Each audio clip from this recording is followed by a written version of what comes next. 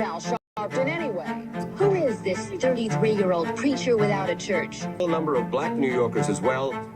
He is little more than a pudgy exhibitionist who can be counted on to show up, bullhorn in hand, at every racial incident.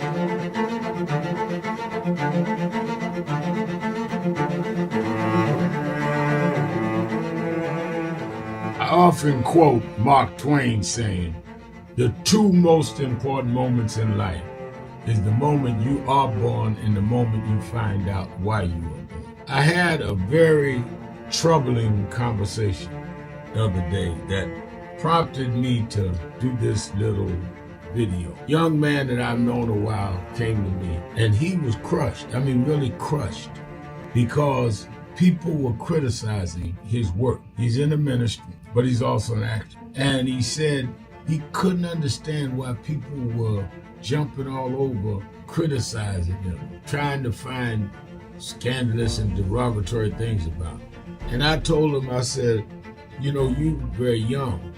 You don't know the road I've traveled. They call me everything but a child of God. A blabbermouth, a loudmouth, too flamboyant, an agitator, a racist, and I had to know, yeah, right. I was not defined by how others saw me. I was defined by how I saw myself and whether I was being true to myself. Some of you watching this don't like me. And it doesn't matter as long as I know what I'm doing and I like me for being real. So I'm doing this video to say to you, whoever you are and whatever you do, you may not be in ministry or social justice, none of this stuff, but don't live your life worried about opposition or people that don't like you. You can turn that around. Use me as an example. The same people that call me a scam artist, a con artist, a sellout, or racial hustler and all, I kept going. And the people I respected started respecting and publicly embracing my work. When Coretta Scott King, the widow of Dr. Martin Luther King Jr., had this to say about Al Sharpton. A leader who has protested injustice with a passionate, unrelenting commitment to nonviolent action in the spirit and tradition of Martin Luther King Jr. And I am talking about your leader, our leader, the Reverend Al Sharpton. The other thing that hasn't changed is the National Action Network's commitment to fight injustice and inequality here in New York City and across America. And that's not only a testament to Reverend Sharpton, it's a testament to all of you who are here tonight. First and foremost, to Reverend Sharpton. I saw him when he first came on the scene, and I have marveled at his tenacity, at the development of his intellect, and his devotion to our movement, and much he has contributed to the world we are experiencing. I am honored, and I must say that when I had my debate with Dr. King on the issue of the church and religion, he didn't warn me that after his departure, his space would be filled by another preacher, and that preacher would be Al Sharpton. All you want in life is people that matter to you to say you did all right. And more important, that you can look in the mirror and say you did all right. Thank you, Rev. Thanks for that introduction. Look, we've known each other for a long time. I'm grateful not only for your leadership and partnership, but quite frankly, more importantly, for your friendship. And thanks to all of you, members of our nation's most important civil rights organization. You have been, over all of your years, such an extraordinary leader. You are a voice of truth, a voice of conscience, a voice of practicality around what we must address and what we can do. And I thank you so much for your friendship. I remember that most of the youth around Al's age, he was about 12. Well, good afternoon, and keeping it real with Reverend Al Sharpton. Keeping it real, keeping it real, keeping it real with Reverend Al Sharpton. This is Jennifer Jones Austin. You are used to hearing me on Thursday afternoons at about 2 o'clock. But today I'm with you a little earlier, I should say, because Reverend Sharpton has got to tend to a few matters this afternoon, and so I said I'd come on in and be with you all so that we can make sure that we keep things moving. Reverend Sharpton is moving around. He had to speak before the National Association of Black Journalists, had to meet with the Nolan Wells family and with Benjamin Crump, and also participated in a funeral this afternoon. And so I'm honored. I hope that you're right there with me and feeling good about me being with you just a little earlier than I typically am. But we're going to keep it real as we always do on Thursday afternoons. It is Al Sharpton's time, and for the next 3 hours, you're going to be with me. We're going to take time to put aside all pretenses, all deception, denial, or fronting. The time has come to keep it real on Keeping It Real with Reverend Al Sharpton. I want to wish you all a very good afternoon, everybody who's listening in from all across the country. And for those of you who are on the West Coast, I want to say good morning. And welcome to all who are listening on Sirius XM, channel 126, The Urban View, where talk empowers and becomes action. I want you to know that I am actually coming to you live from Massachusetts, and I'm going to do my best to just kind of stay in tune with those of you who are online, those of you who are on the phone. We got to make sure that everybody's calling in and being a part of the discussion this afternoon. So remember to call 1-877-532-5797. Show up with us on the live feed with the stream and let us know what you're thinking. You can also tweet Reverend Sharpton on X at TheRevAl. Just, and he'll be letting me know if you are reaching out to him. But we want to make sure that everybody is engaged. A few things before we get started. Reverend Sharpton will be on Politics Nation this weekend. Every Saturday and Sunday he's there. Never misses. MS Now, Politics Nation, 5 p.m. Eastern Standard Time, 4 p.m. Central Time, 2 p.m. Pacific Time. And, of course, you can see him on Saturday mornings in person at the Saturday Action Rally up in Harlem at our new headquarters, or you can tune in to the broadcast with Reverend Al Sharpton. Begins at 9 a.m. on Impact Television and 107.5 WBLS FM. So I'm here with you all for the next little while, and I want you all to join in with me.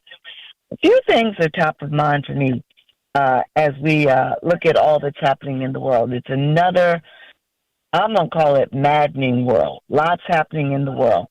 We know that we've had another busy another busy week in the world and in the nation. We've got the Iran war raging on, no end in sight. Trump looking like he doesn't know what quite to do. I don't think he knew what to do when he got us in this mess. You got Republicans saying, oh, this war is going to wrap up any day now. No end in sight. No end in sight. Then we learned that Trump and Hegseth, fearing an assassination attempt, ducked out of the Qatar-gifted Air Force One because of an alleged threat that Israel said was a big threat, but the CIA officials say it wasn't. Left other cabinet members on the flight, and they say that he left by way of a catering cart and jumped on another plane. Yeah, we heard about that this week. We heard about slow job growth last week, and then inflation dropping this week. And while that may sound good, what we have to appreciate is that inflation did not drop to the 2%, 2.5% rate that economists look for that helps us to see stability. No, it dropped, but it's still in the 3% range.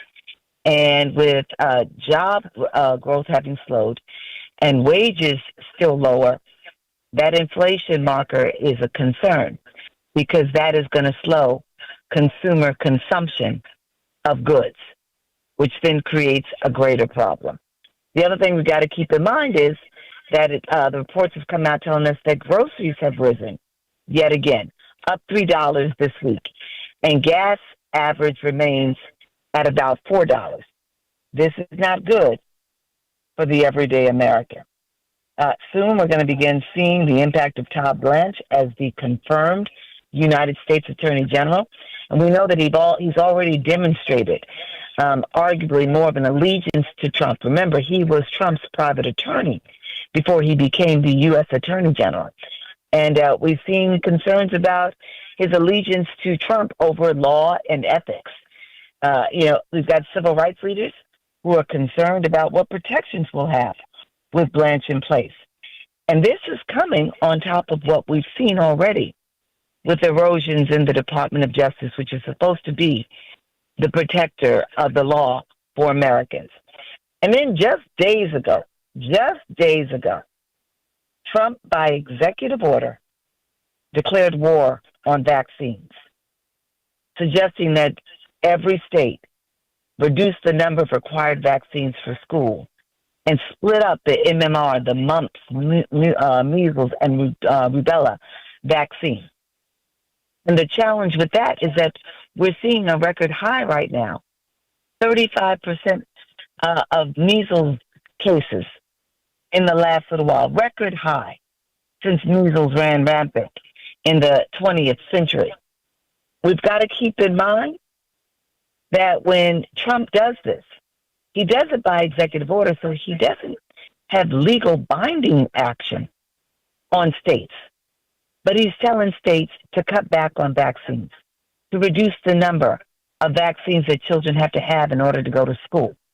What does that do? That causes confusion for families. When to vaccinate, how to vaccinate. The executive order changed the timeline on schedules for vaccines. This is a real issue. And he's saying that this is all about a gold standard of excellence when it comes to vaccines. All the while, we're seeing doctors and vaccine scientists express dismay, saying that none of this is backed by a gold standard science. So we've got nearly 50% of kids already back in school. And by the end of August, that'll rise to about 85%. And families not really knowing who to listen to, who to turn to when it comes to vaccines.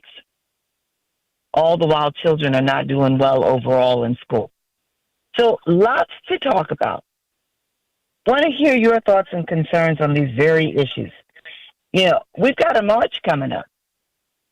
And all of this ties together. We've got to remember, if we don't have our education, then we don't have good economics and we don't have wealth. If we don't have our health, then our kids cannot have good, solid, and fair education, go in school, and be well educated, which then has an impact on their wages, their ability to get jobs, their ability to grow wealth. And then all of this ties to if we're ready to get out there and vote and be a part. If you don't have your health and you don't have your education, it's hard to show up and make informed decisions when it comes time to voting. So I want to get into all of this with you. And I want to hear what your concerns are in this particular moment as we look at what's happening federally, statewide, and locally. We've been talking about socialism over the last several weeks, I should say, with the primaries. We saw just recently that a socialist candidate was beat out by a centrist. Does that mean we're flipping back? Or does that mean that the centrist just had a better message? Really want to hear from all of you today. So lean in with me on these issues because you all make me smarter to do what I need to do. So what we're going to do, we're going to take a break. And when we come back, we're going to go straight to the phones. You're keeping it real. Keeping it real. Keeping it real with Reverend Al Sharpton. I'll be right back.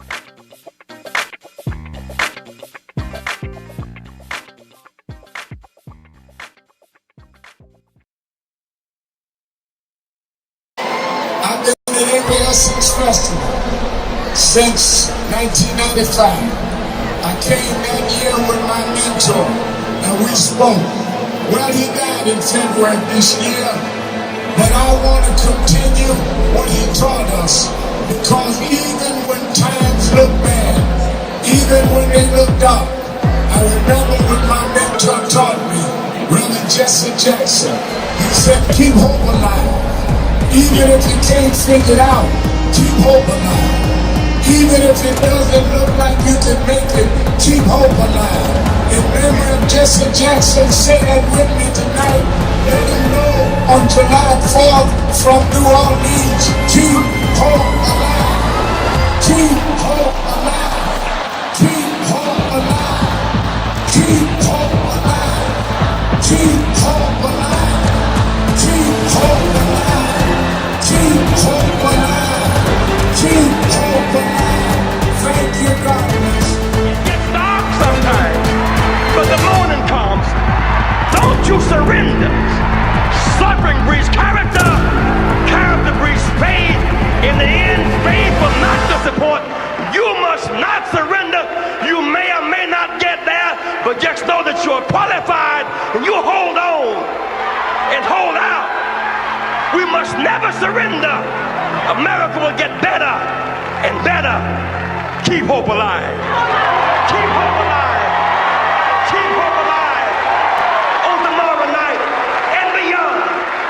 Keep hope alive. I love you very much.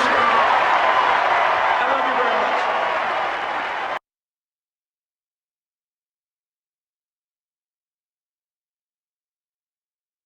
I want to turn the floor over to you at this time. Well, thank you, President Dr. Kimber, and to all of you on the board. I wanted to personally make this appeal from National Action Network and Martin Luther King III and Andrea Waters King, that we've been moving around the country organizing to deal with the question of redistricting when they have used the Supreme Court now to redraw lines that will in many ways break up majority black voting districts. It means that they dilute the strength of our community. It will cost probably 19 members of the Congressional Black Caucus. But as important, if not more important, it will not address the needs of those constituents because they don't have a block vote to say we're going to put in somebody that wants to do what is right for us or not. And that does not necessarily all the time mean a black person, but it gives them power. In Memphis, Tennessee, the majority black district congressman supported and reelected several times by the blacks there was a white man named Cohen. So we see this as an undoing of the Voting Rights Act of 65 and the Civil Rights Act of 64. So on August 28th, we've asked people from around the country to join us in Washington, D.C. for a mass march. We've had some marches and rallies in Mississippi, some in Montgomery and Selma, but we need a national march led by the clergy, led by the faith leaders, like it was in the 60s, that will say it is a moral outrage that we would, in a time like this, disenfranchise wholesale black voters by repealing the Section 2 of the Voting Rights Act and by turning the time back. We've heard from a lot of groups, but we need this to be church-led. National Action Network is appealing to you, the president. Reverend Dr. Boise Kim has been on our board for years and knows this well, and the many of you that are on the board. But we need to send a national message in a peaceful, nonviolent gathering led by the clergy, along with Dr. King's son, along with his daughter-in-law, and along with other leaders. But it's time to dramatize it. We see the No Kings March. We see everybody out there rallying. Where's our voice when we're the ones being disenfranchised? We're the ones being attacked. And I think that if we would stand up, the people will step up because the people understand the gravity of the hour. And I think that we are called upon at this point in history to do what those leaders of the black church did before our time and in our childhood. So I thank you, President Kimball, for giving me an opportunity to make the appeal to the board itself. you have the information. We're going to have buses from all over the country. Those churches that have buses will give information. Those that don't, we're willing to help supply them. But we need to show a big number right in the nation's capital. History should not say they stripped us of everything and there was not a national response led by the black church. Thank you very much for these few minutes.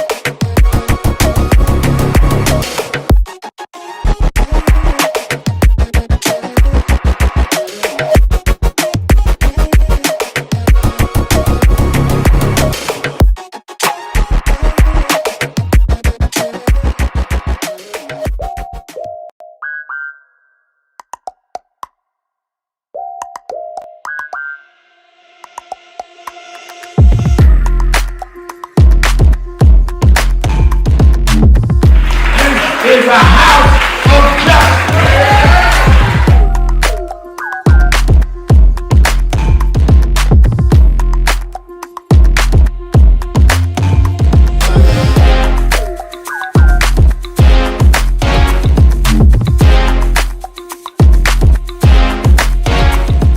Part of the Democratic Party's perception problem is that they are more democratic than the Republicans. The Republicans kind of like stay in line, where the Democrats do tend to have more internal debate and allow other voices to be heard.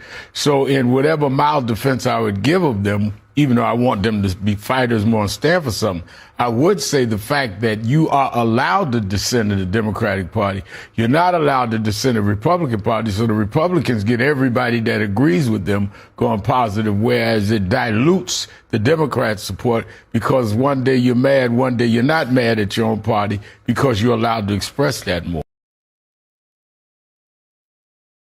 This for FM radio even took off. And Hank Span said to me, he said, Reverend, I was doing a show there with him with Reverend Jerry West out of Church of God in Christ. And he said, Reverend, he said, I know your youth group. And I was about, at the time he called me, I was about 16 to 17. He said, did you have a young guy in your youth group named Teddy? I said, yeah. He said, yeah, well, I got unfortunate news. I said, what happened? He said Teddy was with some other guys, and they were driving near Albany, New York, got into a car accident, and Teddy is dead. Keeping it real with Reverend Al Sharpton. This is Jennifer Jones Austin, as I shared just a few minutes ago. I'm here with you all earlier than I typically am on Thursdays. Always honored to be with you all, and especially today so that I can fill in for Reverend Sharpton as he handles the business, our business. So thank you all for being with me. I'm seeing that the call screen is lit up, and I'm also seeing that the live stream screens are lit up too, and many people are writing in. So I just want to thank you all for kind of being with me and staying the course with me. Want to jump right in to the phones, but before we do that, I just want to acknowledge, some of the people who are online, and one in particular is someone who wrote in and asked the question whether I have seen the interview that Nancy Grace, a legal commentator, a former legal a defense lawyer, has done. She's commented publicly on the Nolan Wells case, and just recently she interviewed the family and the defense lawyers for the Nolan Wells case. And so I was asked whether or not I've seen that interview. I haven't seen that interview, but what I can tell you is that, she is pointing out, just as Ben Crump has pointed out, several discrepancies when it comes to the autopsies that have been performed, the information that has been provided, some questions about the evidence, concerns about some of the markings on Nolan Wells' body. So she's on top of this, and she's calling for more to be done. And just earlier today, Benjamin Crump and Al Sharpton met and stood with the Nolan Wells family, demanding that there be a federal investigation, that the Department of Justice and the FBI look into what has happened here. They're calling on Kash Patel to take a look at what's going on here, because there are just too many inconsistencies, too many discrepancies in what has been reported by people who were there, the friends, family, and the like. And so there needs to be an independent investigation by the FBI, and that's what's being called for in this particular moment. So we're looking into that. But let's go to the phones now, and let's start with Renee from Michigan. Good afternoon, Renee. Hello, Attorney Jennifer Jones Austin. How are you? I'm going to say a few things. I'm glad to hear that. Let's say a few things. One about the measles, and I'm going to tell you what's going on here in Michigan with these governor and senate races. And then I have a question for you. Okay. That measles. First of all, Bobby Kennedy is not a doctor, and he shouldn't be in that spot that he's in, that position. And then Trump's not a doctor; he doesn't know anything either. Do you have your radio on? Because we can't hear you. No, I'm in another room. I'll cut my computer off though. But I'm in. Can you hear me now? Can you hear me now? A little better. Yeah. Okay. Let me put this computer down and so you get someone interfere. Okay. I was saying that Bobby Kennedy is not a doctor, nor is Trump. And the dude cut off the measles vaccine or change them around, they are going to cause an outbreak, and also they're going to affect the pregnant mothers. Does these children run up to everybody, hug and kiss everybody? Boom. Yes. Then it's going to be the COVID again, but except for COVID, it'll be the measles. So that's what we're headed towards that. But now, the Michigan elections.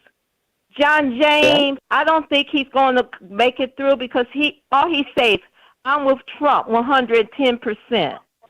Trump is playing out. He just turned off the majority of his base.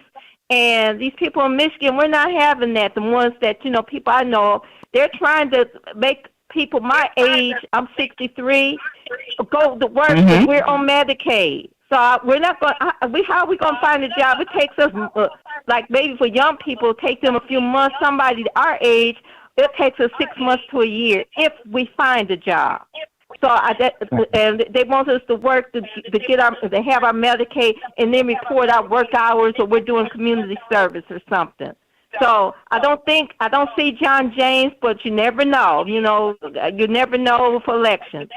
The second thing, and when this is going to lead to my questions, Abdul El Said and Mike Rogers. Mike Rogers does not live in Michigan. You'll look it up. He has moved to Florida back in 2022.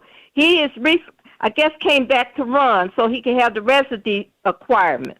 Also, he's accused of LSD. He hates Jews. He's like linking him to the terrorist situations and everything. And none of that's true. The only thing I do fault LSD on is back when Harris was running, he kind of joined into that uncommitted stuff that we had here, and then he switched back. But my question is, would they saying this? J.D. Vance is saying things like that. Oh, he hates the Jews, and that's not true. He doesn't. So can he sue that Republican Party, whoever says it, about those comments, because they're not true? Can LCD sue Vance and Rogers, Trump, whoever says that, and it's not true? So, okay. As you asked me, I'm just thinking to myself, I need to know a little bit more, because what happens in defamation cases, let's always say, you can attempt to sue. Whether or not you will prevail is another matter, right? And a lot of it always has to do with, did you knowingly advance false information? Did you, did you intentionally and knowingly say things that you knew weren't true about another individual? And so that would be the allegation. And, then what you would have to see happen is that the person didn't have anything of substance to back it up as being true. Sometimes it's very hard to prove defamation cases, but you can sue. Whether or not it sticks is another issue. Is that helpful? Yeah, that's helpful. Very helpful. They're not running the hard ads against him. Oh, they're really going to play that Muslim and Iran war because he's not Iranian. He's an Egyptian. I didn't vote for him at first. I wanted Haley Stevens, but I found out a little bit things about her later on that I didn't even know she did. They said she voted for a resolution for Charlie Kirk. And so I said, well, why she did that? And she took some money from, I guess, the Jewish organization that's supporting that war against the Palestinians. And so I'm not, I didn't know. But I didn't know him, and he wasn't saying too much, well, who are you? You ran for governor. I thought he was just somebody running to be running. But, I do not want Mike Rogers. I do not want John James, because I'd like to say, and they, making this facade like, oh, Michigan's going to be better because we're running it and we're going to do this for you and this and that, and you haven't done it yet, then you're not going to do it. So I'm going, I'm a Democratic delegate. I just want to just make that a disclaimer here, but I'm not saying one party or another. But I mean, if you're independent, I think you better just stick to the Democratic side. I know the Secretary of State. I just, she didn't have a phone number you could call up there. That's the only thing. And I've spoken to her, but between her and John James, she looks like a fresh air sunshine. So, and I'm not voting for and Mike Rogers. I want to say to you, Ms. Renee, I just want to commend you for doing the work. We need people to do the work the way that you're doing. Lean in, not fall for false narrative, or the stereotypes. Lean in and do the work. Thank you for doing the work. We're gonna take a break. We'll be right back. You're keeping it real with Reverend Al Sharpton. Keeping it real. Keeping it real. Keeping it real.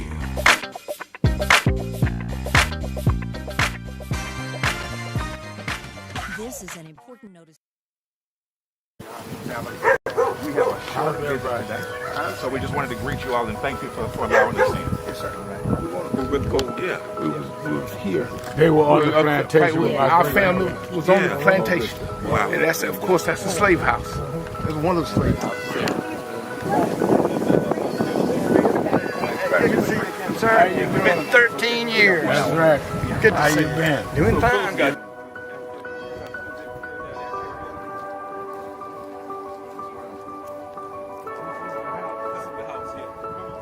front last time. And we,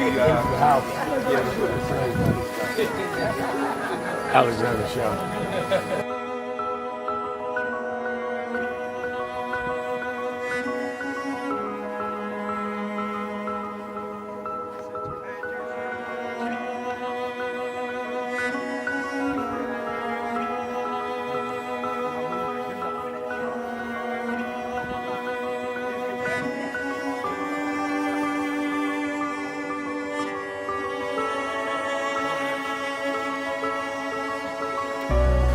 How many slaves were staying there? I have no idea.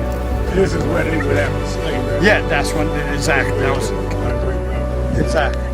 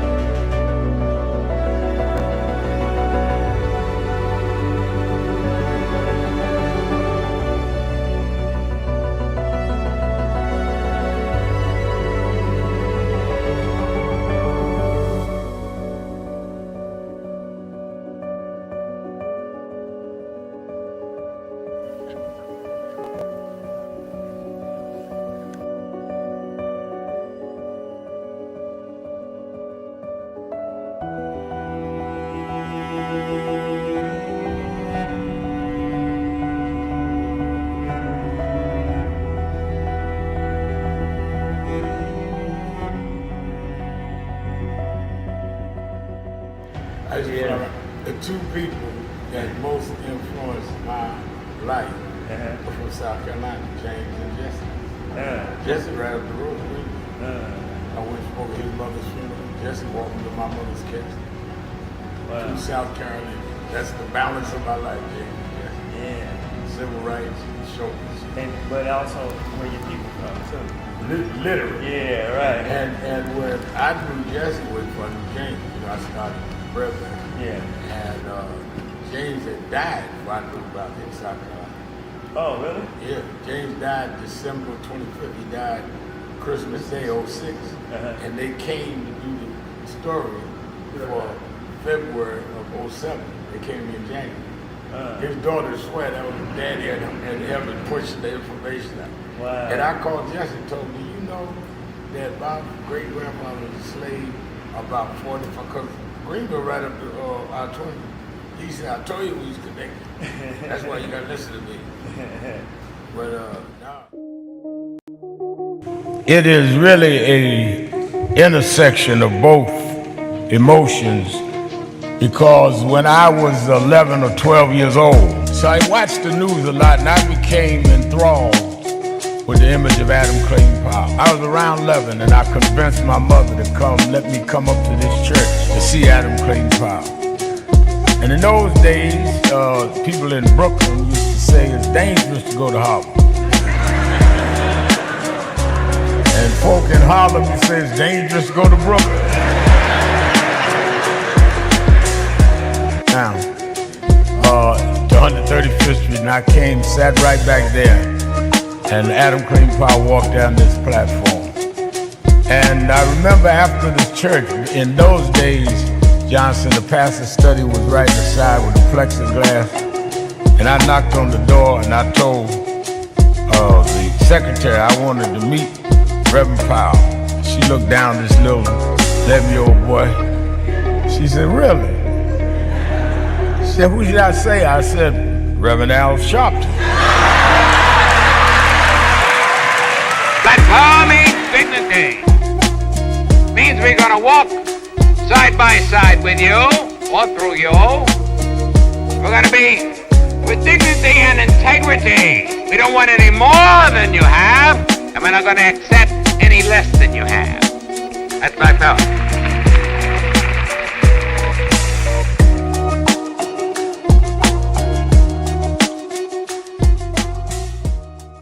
So we are fighting. That's why I said to deal with this DEI situation, you must be disciplined and do study Because unless you do structural change, we'll keep coming right back to this over and over again. I spoke Wednesday night at Yale University, and I told them students, some of those brightest students in the country, Yale, Harvard, I spoke at Yale, and told them there is a structural problem, which is why Trump and Vance and President Elon Musk, they can come in and put us backward because the structure was never corrected. They walk in the door and say NDI, because structurally they can make that stand. We've got to break the corporate world from doing it and then straighten out the structure of how this country is.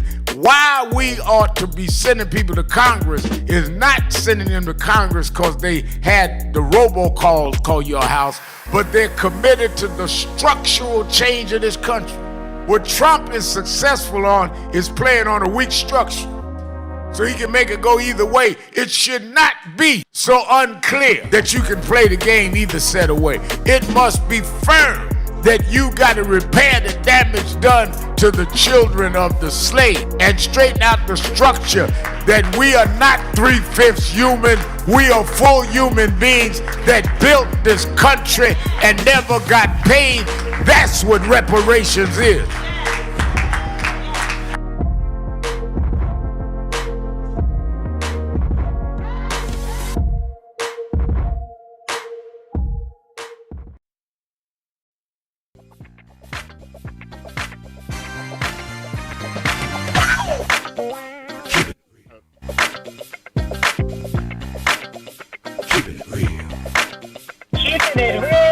Keeping it real, keeping it real. Keeping it real with Reverend Al Sharpton. It is Thursday afternoon.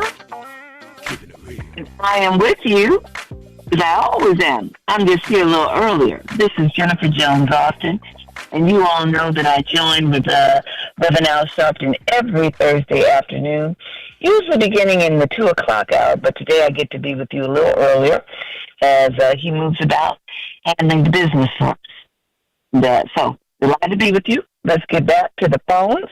And I just want to thank everybody for calling in and make sure that everybody has the number so you can keep calling in because we need to hear from you. I need to hear from you. I need to know you're hanging with me. Want to make sure everybody has the number.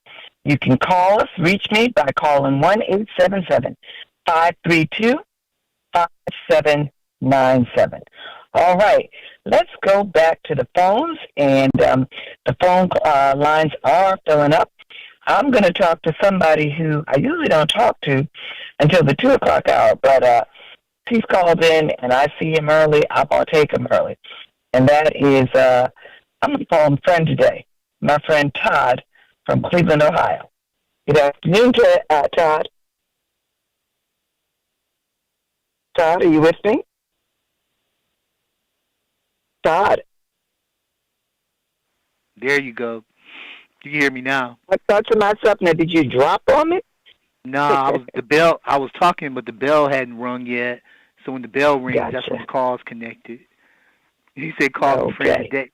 He said, I'm going to call your friend today. Today. Maybe not the next time, right?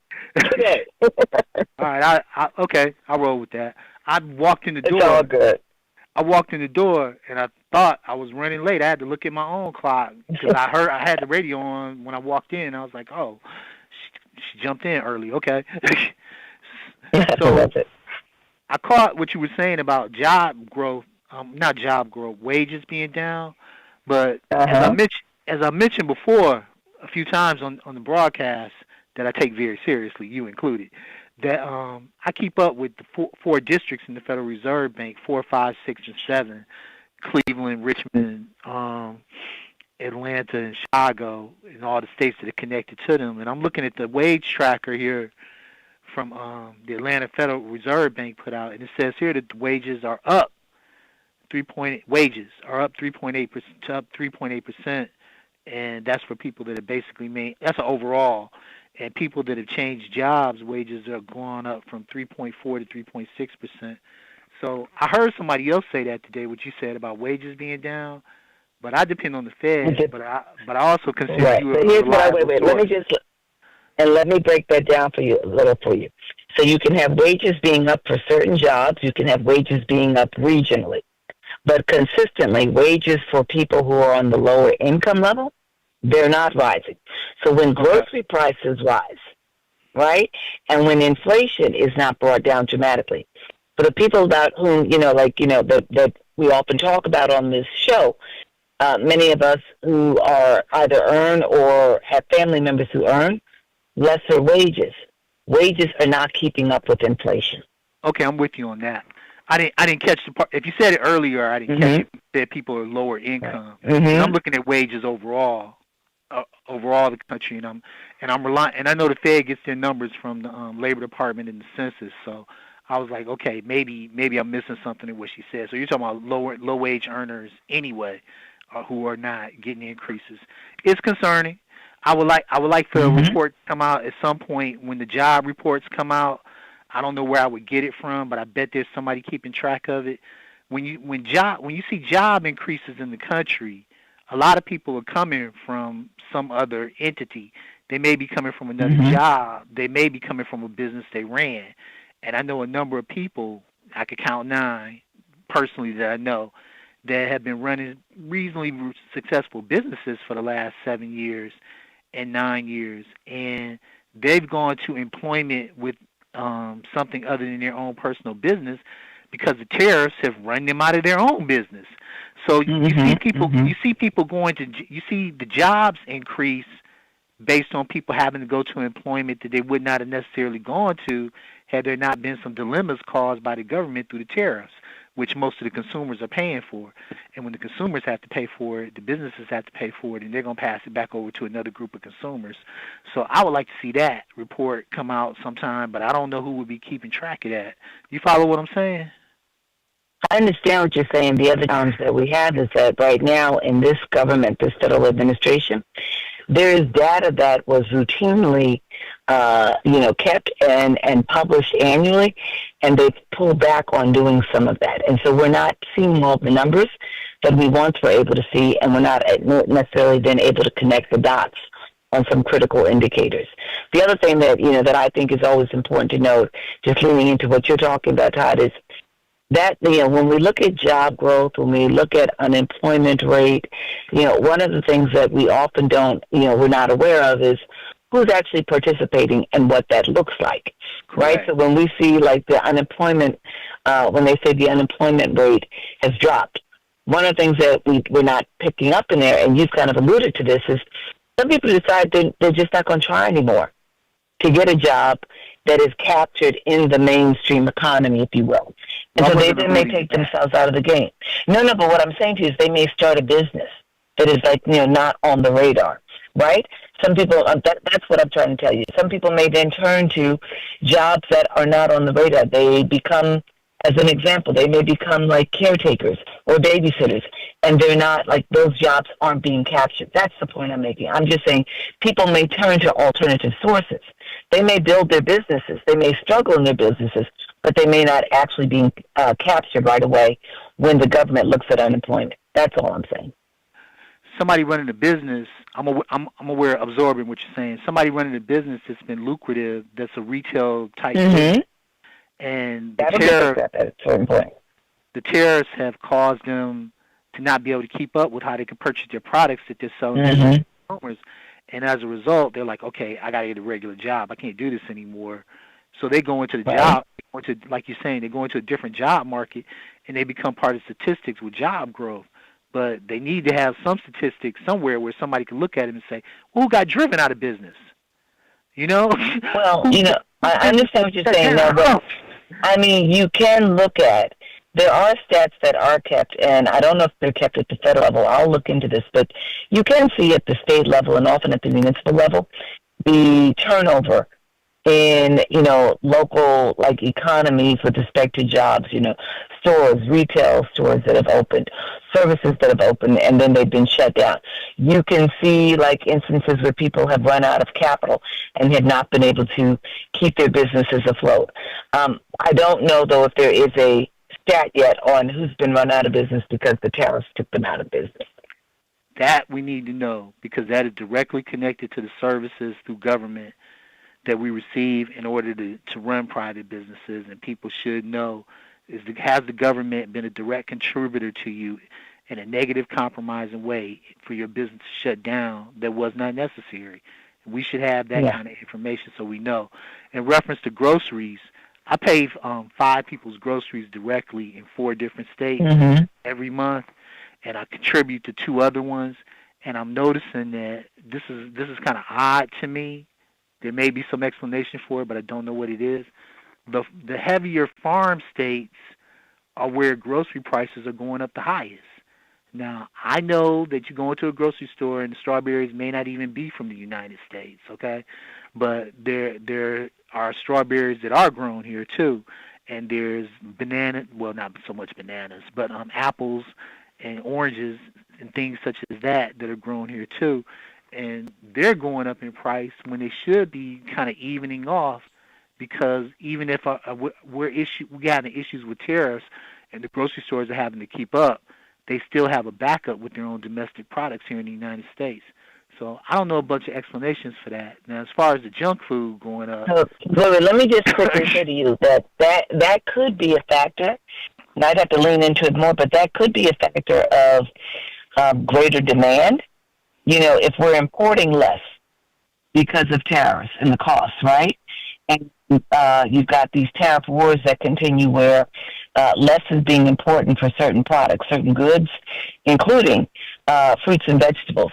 Then you can have 2 things playing out. One, you can have demand, where these rural farmers are appreciating that they can charge more. You know, they could be engaging in price gouging because they can charge more because there's a greater demand coupled with a limited supply. But then the other thing that you could have playing out is increased transportation costs.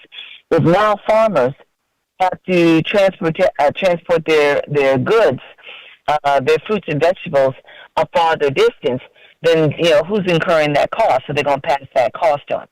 So it could be those could be 2 factors at play. No, not could be. Absolutely, fuel is up, and everybody got to get their product from one point.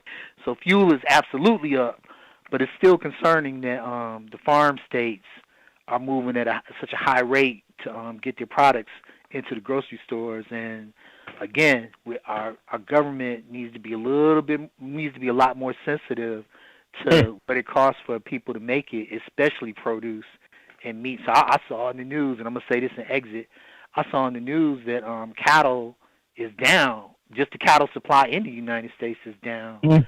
So if the cattle supply is down, then steaks are gonna be up in price, and so is ham. And milk.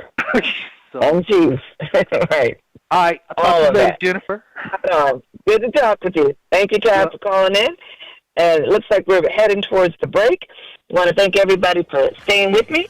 You're listening to Reverend Al Sharpton, Keeping It Real, and I am Jennifer Jones-Austin. We'll be right back.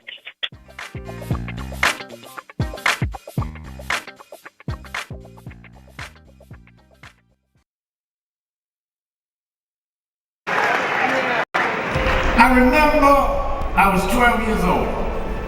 I was a boy preacher in the Church of God in Christ.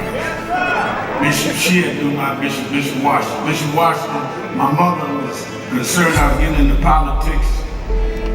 They brought us to Reverend William Jones. His daughter's traveling with us. And Reverend Jones introduced me to Jesse Jackson. I became his youth director in New York at 13. I liked Reverend Jackson because he was a little hipper than the older preachers. He was 27, I was 13 by the time I became youth director. So he was like a father figure to me. When I got about 40, he said, quit calling me father, call me big brother. We went to the car center, and James Meeks and Jesse Jr. and I had dinner with him that night. And that's where he said to us, Al, Meeks, Jesse Jr., y'all are my disciples. And we said, disciples? And for years we joked each other. I'd come in the room and Junior say, here's disciple number 1. But discipleship meant you carried forth the vision. The next day, he took me on the ferry to Goree Island, Mrs. Jackson. On Goree Island, he showed me where the slave camps were. And I will never forget, he said, Al, you see what that artifact is? I said, what's that? He said, they call it the door of no return. When you go through that door, you either made it to America to slavery, or you died in the Atlantic. The door of no return. But I talked to him about 3 years ago, and I reminded him, I said, remember when you brought me to the door of no return? He said, yeah. I said, well, we did return. We returned the President of the United States, Barack Obama. We returned the Vice President, Kamala Harris. We returned with businessmen. They thought they sent us as slaves. We came back as global liberators. The problem is that too many of us did not join the movements that sponsored us. And there was a breakout in 2024 called Negro Amnesia, where you forgot where you came from and forgot how you got where you got. Therefore, they're trying to take back everything you had.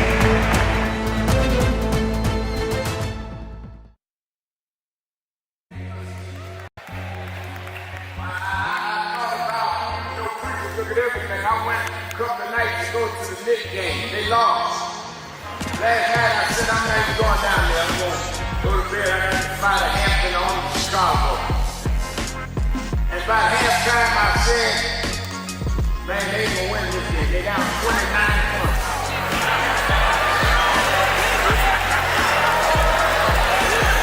And somebody here today, you've been down. They counted you out. People say there's no way you come back. But I come to tell you, don't quit. For there's another half to play. And God will take you and let you win when the odds are against you. I know they're talking about you, but preach anyhow. I know sometimes the pews are empty, but preach anyhow. And when you get up almost where you could win, I looked at it last night and Brunson took the shot. It looked like it was going in to win the game, but the shot hit the rim and all hope was gone. But then an African named Boyd OG just stretched through the crowd and he tipped in the winning shot. If you hold on, God will tip your win.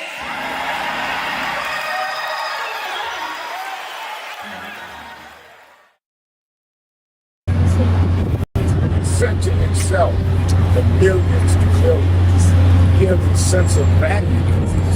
Our history is worthless. We're not a worthless people. We're not a people that are just some ghetto drugs. You know, sometimes in places that we were desperate. And this one shows us that we are.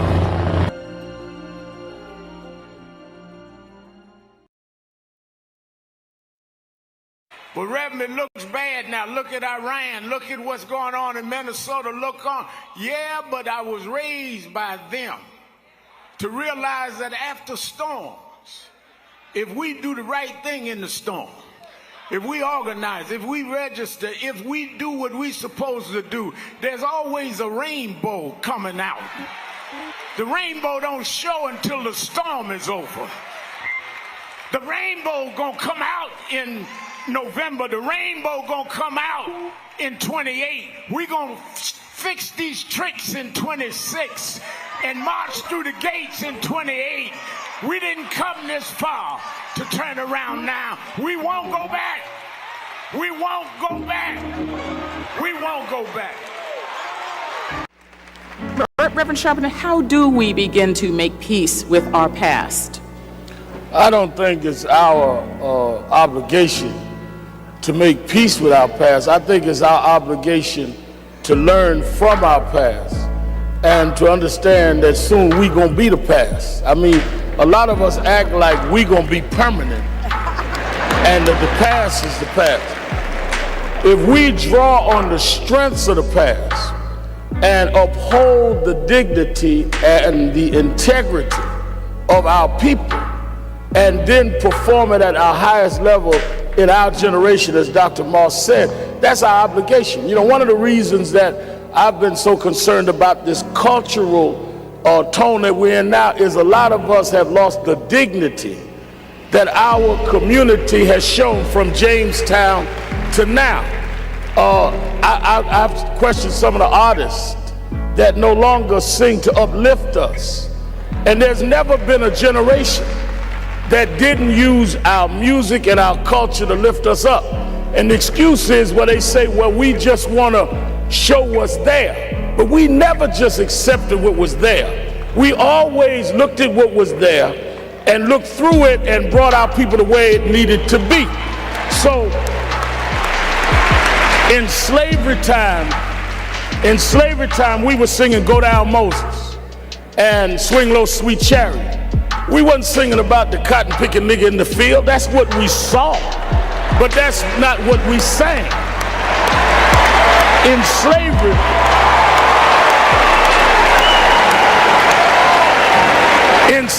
in segregation time, we were singing We Shall Overcome. Ain't gonna let nobody turn me around. We wasn't singing the hoe in the back of the bus. So where is this coming from? And that's what we need to challenge.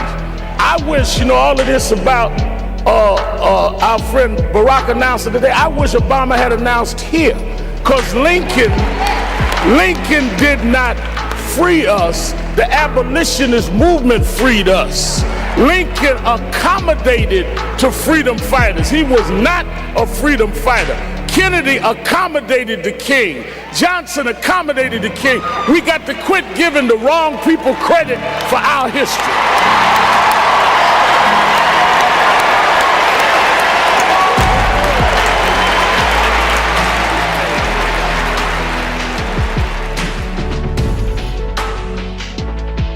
Thank you for joining us for Weekdays Live with Reverend Al Sharpton. Take the time to share this broadcast right now. Tell your friends it's time to keep it real with Reverend Al. Comment your questions now in the chat or call Reverend Al Sharpton directly on air at 877-532-5797. Now stay tuned for Reverend Al. This is Reverend Al Sharpton. As you watch the broadcast, support National Action Network. Go to www.nationalactionnetwork.net and be involved. You can join, take your membership right online, www.nationalactionnetwork.net. Getting ready to start the program, but we need you to be part of the movement.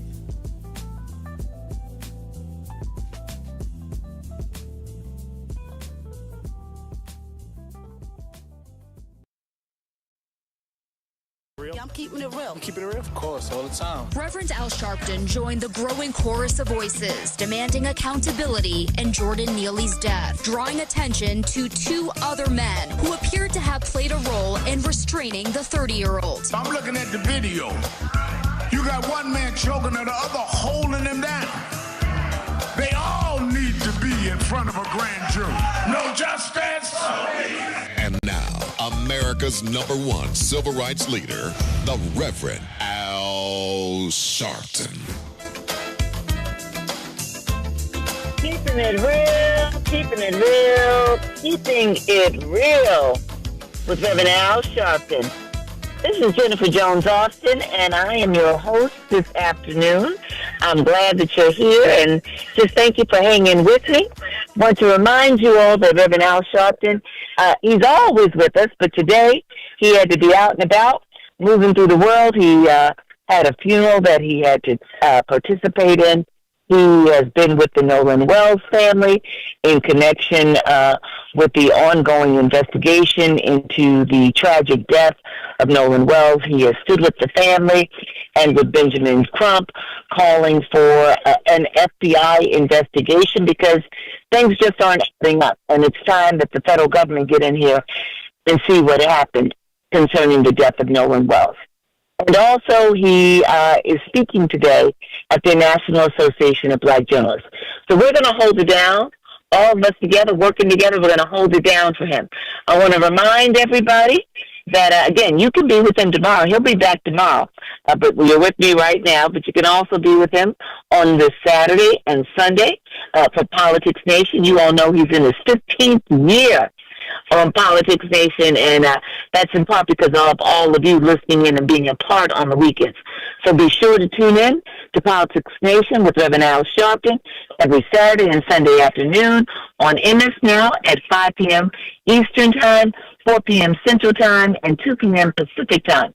And then also, make your way to the Saturday Action Rally at our new headquarters at the House of Justice, Jesse Jackson Workshop in Harlem on 124th Street. And you can also tune in to the Saturday Action Rally, which begins at 9 a.m. By tuning into Impact Television and 107.5 WBLS FM. But right now you're with me. And so I want you, if you haven't already, to call in at 1-877-532-5797. I'm going to go back to the phones in just a few minutes, but before I do, I just want to tell you a little bit of what people are saying online. Yeah, a lot of people in connection with some of the calls that have come in. We've talked about some of the data and the stats that are out there and that aren't out there. And people are calling in and saying, hey, look, under Donald Trump, I don't trust the data. I don't trust the stats. People writing in and saying, to MAGA, that's been all behind Trump. Everybody's struggling right now with this economy. And they're asking, how do you like Trump now? And the other thing that people are writing in and asking about is this upcoming general election. I shouldn't say general election, the midterms election. Do you trust Trump not to try to steal the election? Interesting and concerning point of fact that I want to share with you all. Last year was the first time in 5 years that the United States passed more laws restricting voting rights than protecting them. We had 32 restrictive laws enacted in 17 states. Restrictive laws meaning actually making it harder to vote. We had 8 interference laws enacted in 7 states. Again, making it harder to vote. Interference laws that kick people off of the voter registration logs when they shouldn't be kicked off. Restrictive laws are laws that actually make more requirements. You got to show up with voting ID when that is not federally required. Another interference law would be, closing down polling sites. We've had 40 restrictive and interference laws enacted in states across this country. We've only had 30 expansive laws. So we are losing our voting rights protections. Supreme Court has done its part, and we've got states doing their part. And so when you ask the question, is Trump going to try to steal the midterm elections? If we don't get out there and vote, then whether he tried or not, he will succeed. We need to keep that in mind. Let's go back to the phones. I'm going to go to Rick, who's calling us from Germany. Rick, are you with us? Good day, sister. Good day. Oh, man, it's a pleasure to talk to you, a lawyer instead of a preacher. Look. My daddy was a preacher, so let's not hate on the preachers. And I love me some preachers, and in particular, Reverend Al Sharpton. But I hear you. Talk to me. I'm not hating on the preachers. I went back to church and joined a cult just to get some time to read the Bible for 2 years. All right. So I'm not hating on the preachers. I learned a lot in those 2 years. Amen. Amen. You opened up the show. You opened up the show talking about American Democratic Socialists, alluding to the primary race for governor there in Wisconsin. And I just want to say that Democratic Socialist Francesca Hong ran a very close race behind the moderate Democrat, I think his name is David Crowley, a black man. That's right. Asian woman versus a black man. And if those voter machines are to be trusted, they chose the black man. But still, that black man must face off in November against a white man named Tiffany. And that is a race to watch. But I want to say about voting in general. Without socialism, housing and jobs, food and drug quality, health care, justice, the prisons, and rehabilitation, they are not forthcoming without socialism.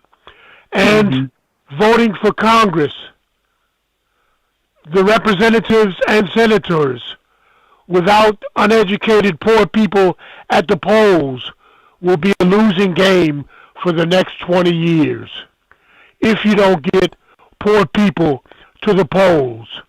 I'm done, sister. You know, let me just stay with you for a second on that, because I think you make some excellent points. You know, the political pundits in the aftermath of David Crowley's, win, and it wasn't by a landslide. What they are saying is that it wasn't that there was a complete rejection of her ideas, but there were concerns about whether she could hang tight in the actual election come November because of some stances that she had taken concerning defunding the police and abolishing ICE. So, you know, the reason I bring that up is because I think it's important that people understand that we're not necessarily, when we're looking at these election results, whether they be in Wisconsin, whether they be in New Jersey, they be in New York City, they be in Virginia, wherever we may see, you know, people winning, and sometimes they're centrist or sometimes they're Democrat socialists. What's really carrying the day is whether or not you're speaking to people's concerns. And I think that, you know, we center a lot on these titles and these associations, but people will vote for a Democrat socialist if they hear that this person is going to do more for the masses by way of child care, by way of food costs, by way of health care costs, by way of transportation. That, you know, they may want their police in place. They may not want to be over-policed, but they may want their police in place. So they may get concerned when they hear somebody talking about defunding the police and policing going away. But it doesn't mean that they don't agree with universal child care or health care for everybody or groceries that are affordable for everybody. I think that's the point that we need to be centered on. What do you think about that? Agree, disagree?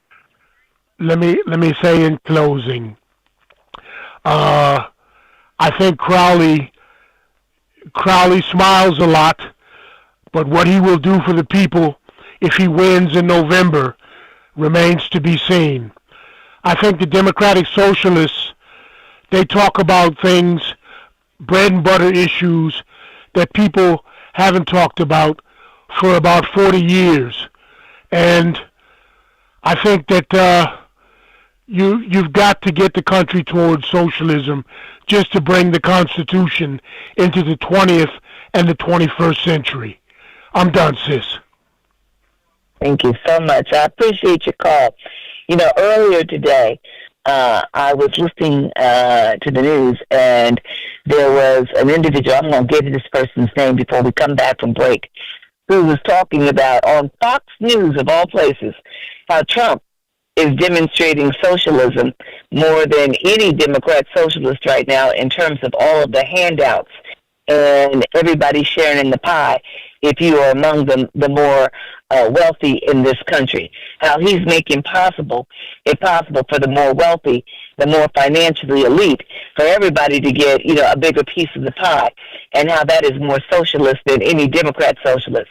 And I'll leave you with this. My daddy once said, in America, we have capitalism for the poor and socialism for the rich. But when it comes time to talking about socialism and a common good for everybody, then people get scared. We need to think about that. We need to challenge that. We're going to take a break, and we'll come back on the other side and go right to the phones. You're keeping it real. Keeping it real. Keeping it real with Reverend Al Sharpton. I'm Jennifer Jones-Austin. We'll be right back.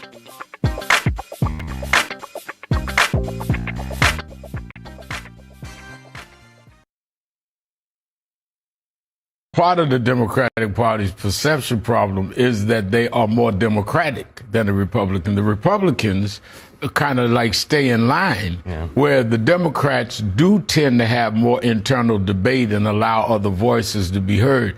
So in whatever mild defense I would give of them, even though I want them to be fighters more and stand for something, I would say the fact that you are allowed to dissent in the Democratic Party.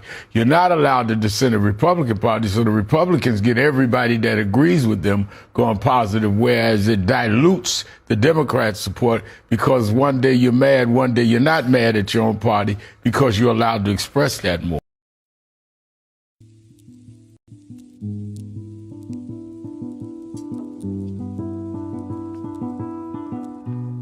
I had a thought this morning that I want to share with you about mentorship. I am able to do a lot of what I do because I had great mentors, but there are correct ways and incorrect ways to mentor people, in my opinion.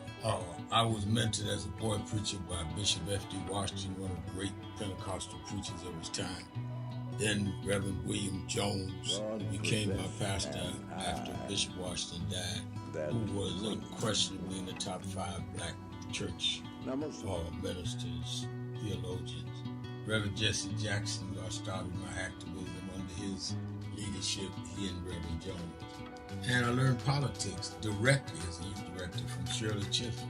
So even though I didn't finish college, I had the most unique education in the world from being exposed to giants. But the one thing I learned is as I grew older and people started coming younger than me and wanted me to teach and mentor them, the magic of the mentors I had is they did not want me to be their clone. They wanted me to learn things from them and use my own gifts and talents in my own unique way and let me do things on my own, because they knew that if I flopped in some things, it would teach me for the other things. They'll come and help me once I was down, but they were not going to have me avoid being down. And they were not going to impose themselves on me. Why am I saying that? Because too many mentors want clones, and too many mentees want their mentors to put them on a pedestal. Oh, so-and-so didn't do this for me. Oh, so-and-so didn't open doors for me. If they got to open doors for you, it may mean that they knew you weren't ready to go through those doors. Their job is to prepare you. Your job is to develop your own skills, your own unique ways. And I don't care if it's my daughters, who both have come into their own, or anyone else. I'm not a talent agent. I did not form National Action Network to give people their step up. I formed it to fight for justice for everybody. If talented people get in, it's my job to invest and give them a platform. It's their job to get on the platform and perform and show their ability. Sitting with me today in the office as I talk about it is one of my mentees, Reverend Stephen Marshall. Now, Stephen, you just came around us when you were how old? 11 years old. 11 years old. You just turned 40 and now you're called to the ministry? Yes, sir. And what do you do in National Action Network? I formulate policies, lead in various regions, but most importantly, I senior advisor you on all things from social justice strategies, politics, intergovernmental affairs, you name it, community organizing, all of that stuff. And I could go through scores of others. My daughter started Huddle. They got Huddles now, which is for young people to meet once a week all over the country. I just saw the video from the Las Vegas National Action Network chapter. Now, when you decided to preach, did I ever tell you to become a preacher? Not one time. Who called you to preach? The Lord.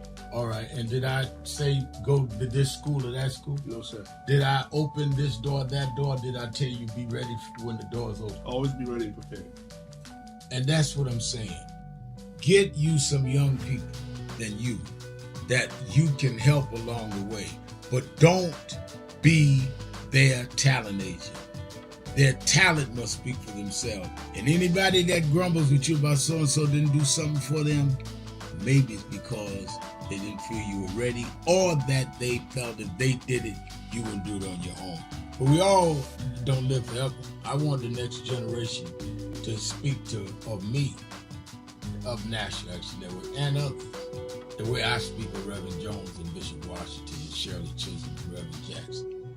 But I just don't want young people to feel that somebody ought to give them the reins of leadership or give them the reins of business or whatever it is you're in. You need to learn from their journey, get the pearls of wisdom from them, but don't have them do for you, because then it means you can't do it for yourself.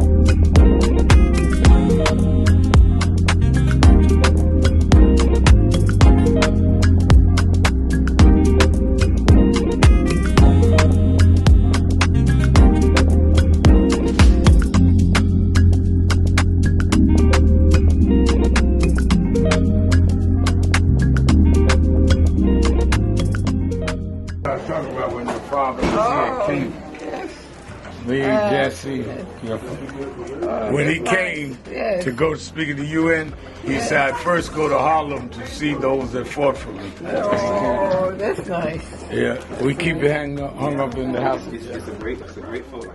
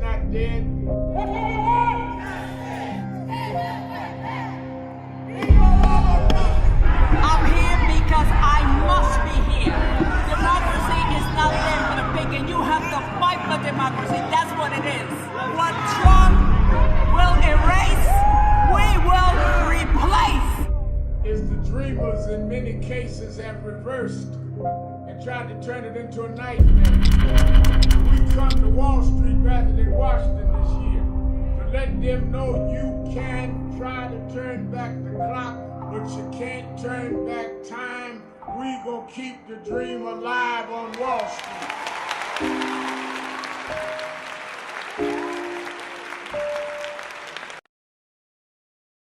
Voting rights! Voting rights.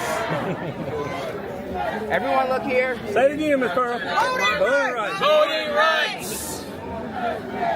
One more time, Ms. Pearl. Voting rights! There we go. Voting rights! Voting rights! Voting rights! Voting rights! Voting rights! When do we When do we need it? Now! Yesterday! What do we want? Voting rights! When do we need it? Now! What do we want? Voting rights! When do we need it? Now!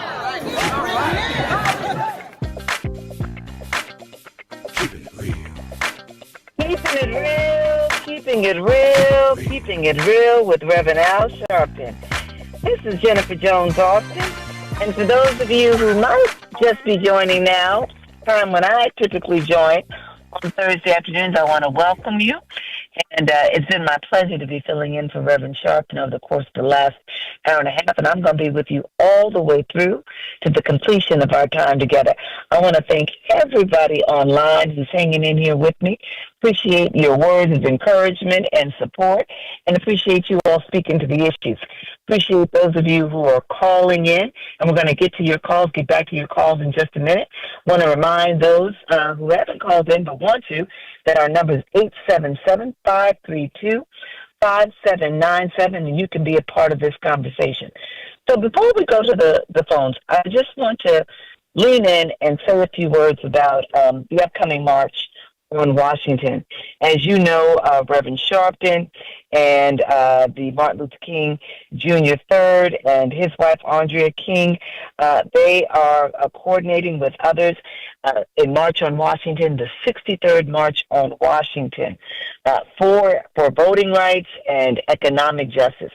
And I want to remind people out there, people who are like, maybe I'll go, maybe I won't go, maybe I'll tell people if I can't make it, maybe I'll support it in other ways, and you're on the fence thinking about it.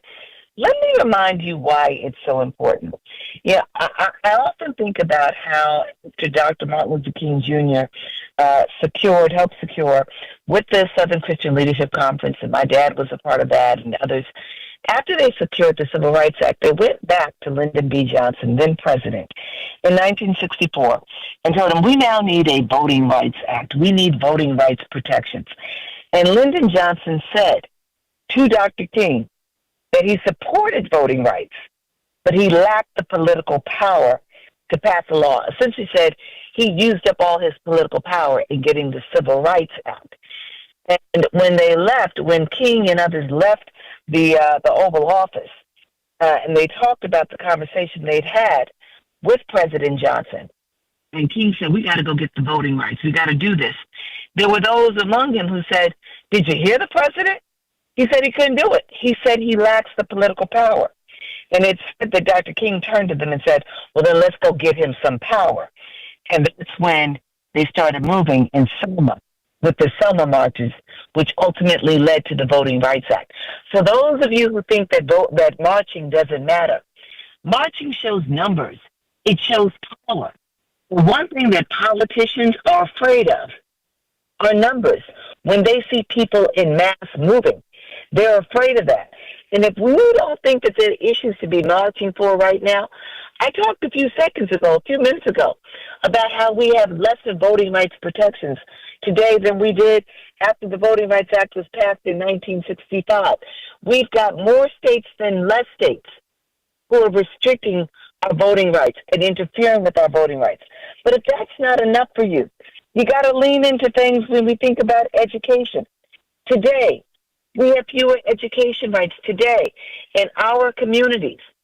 We have lesser funding for quality education than in predominantly white public schools.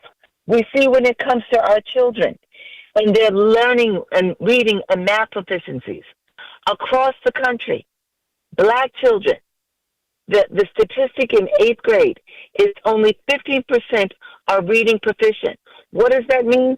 Only 15% can comprehend reading materials on their grade level, break them down, analyze them.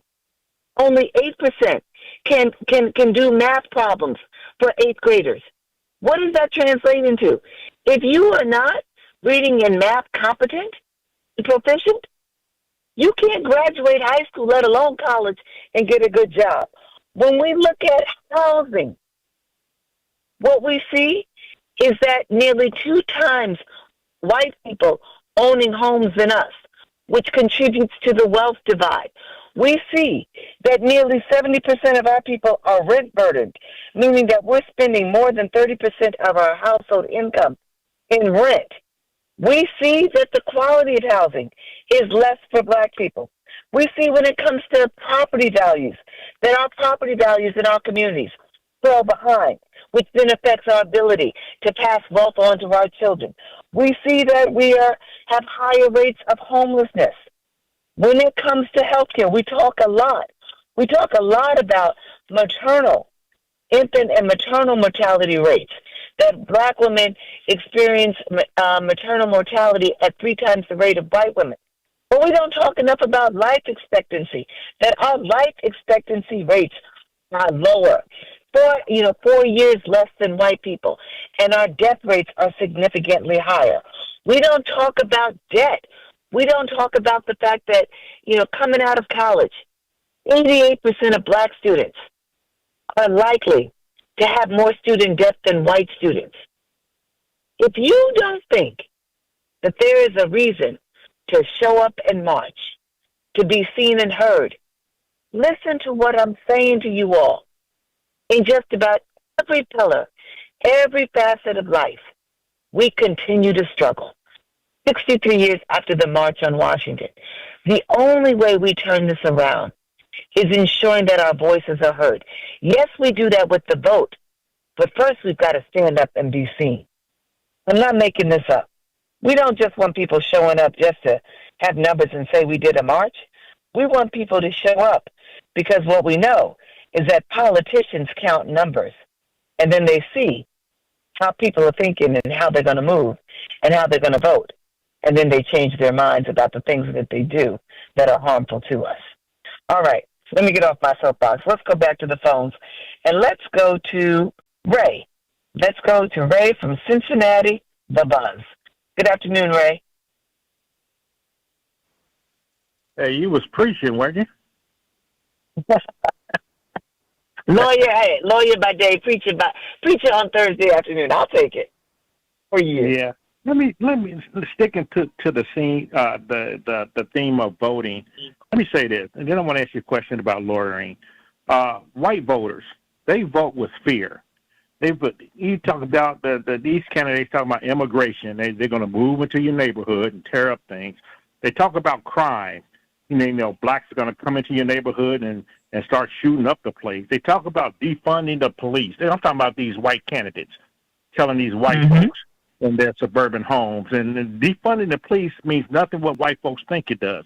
They talk about black candidates, how they're not good enough to lead this country. They talk about female candidates, whether you're black or you're a white female candidate running for president, that they can't lead, and that's sexist.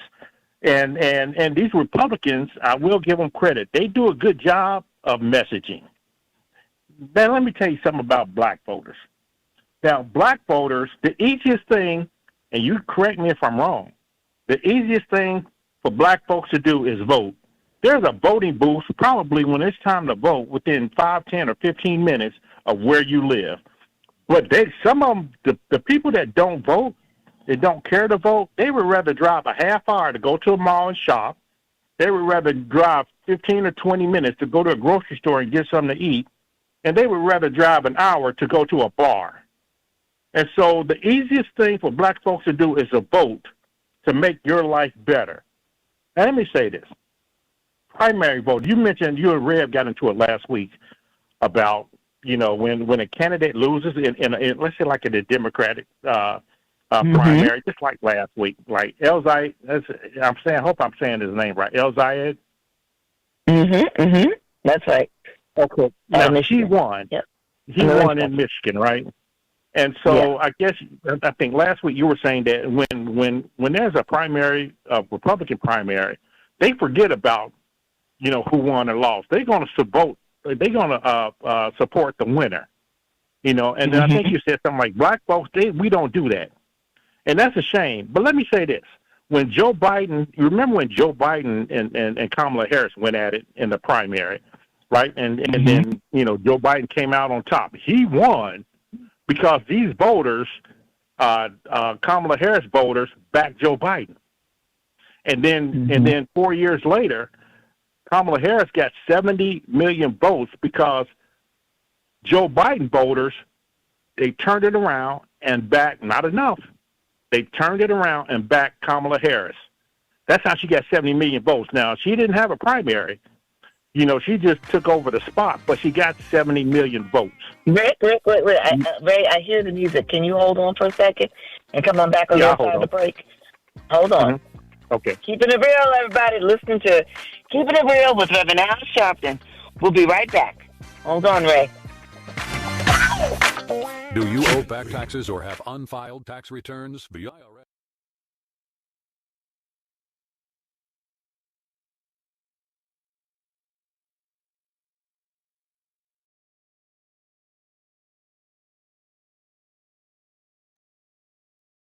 Black New Yorkers as well. He is little more than a pudgy exhibitionist who can be counted on to show up, bullhorn in hand, at every racial incident.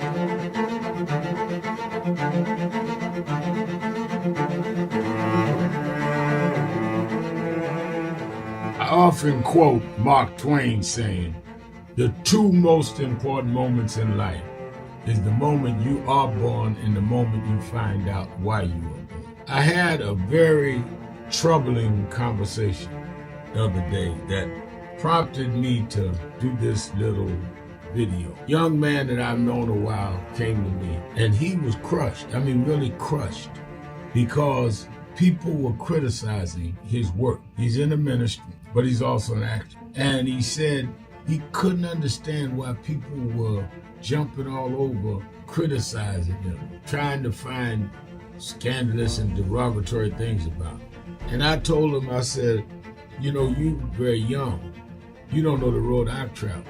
They call me everything but a child of God. A blabbermouth, a loudmouth, too flamboyant, an agitator, a racist, I had to learn. Yeah, right. I was not defined by how others saw me. I was defined by how I saw myself and whether I was being true to myself. Some of you watching this don't like me. And it doesn't matter as long as I know what I'm doing and I like me for being real. So I'm doing this video to say to you, whoever you are and whatever you do, you may not be in ministry or social justice, none of this stuff, but don't live your life worried about opposition or people that don't like you. You can turn that around. Use me as an example. The same people that call me a scam artist, a con artist, a sellout, or racial hustler and all, I kept going.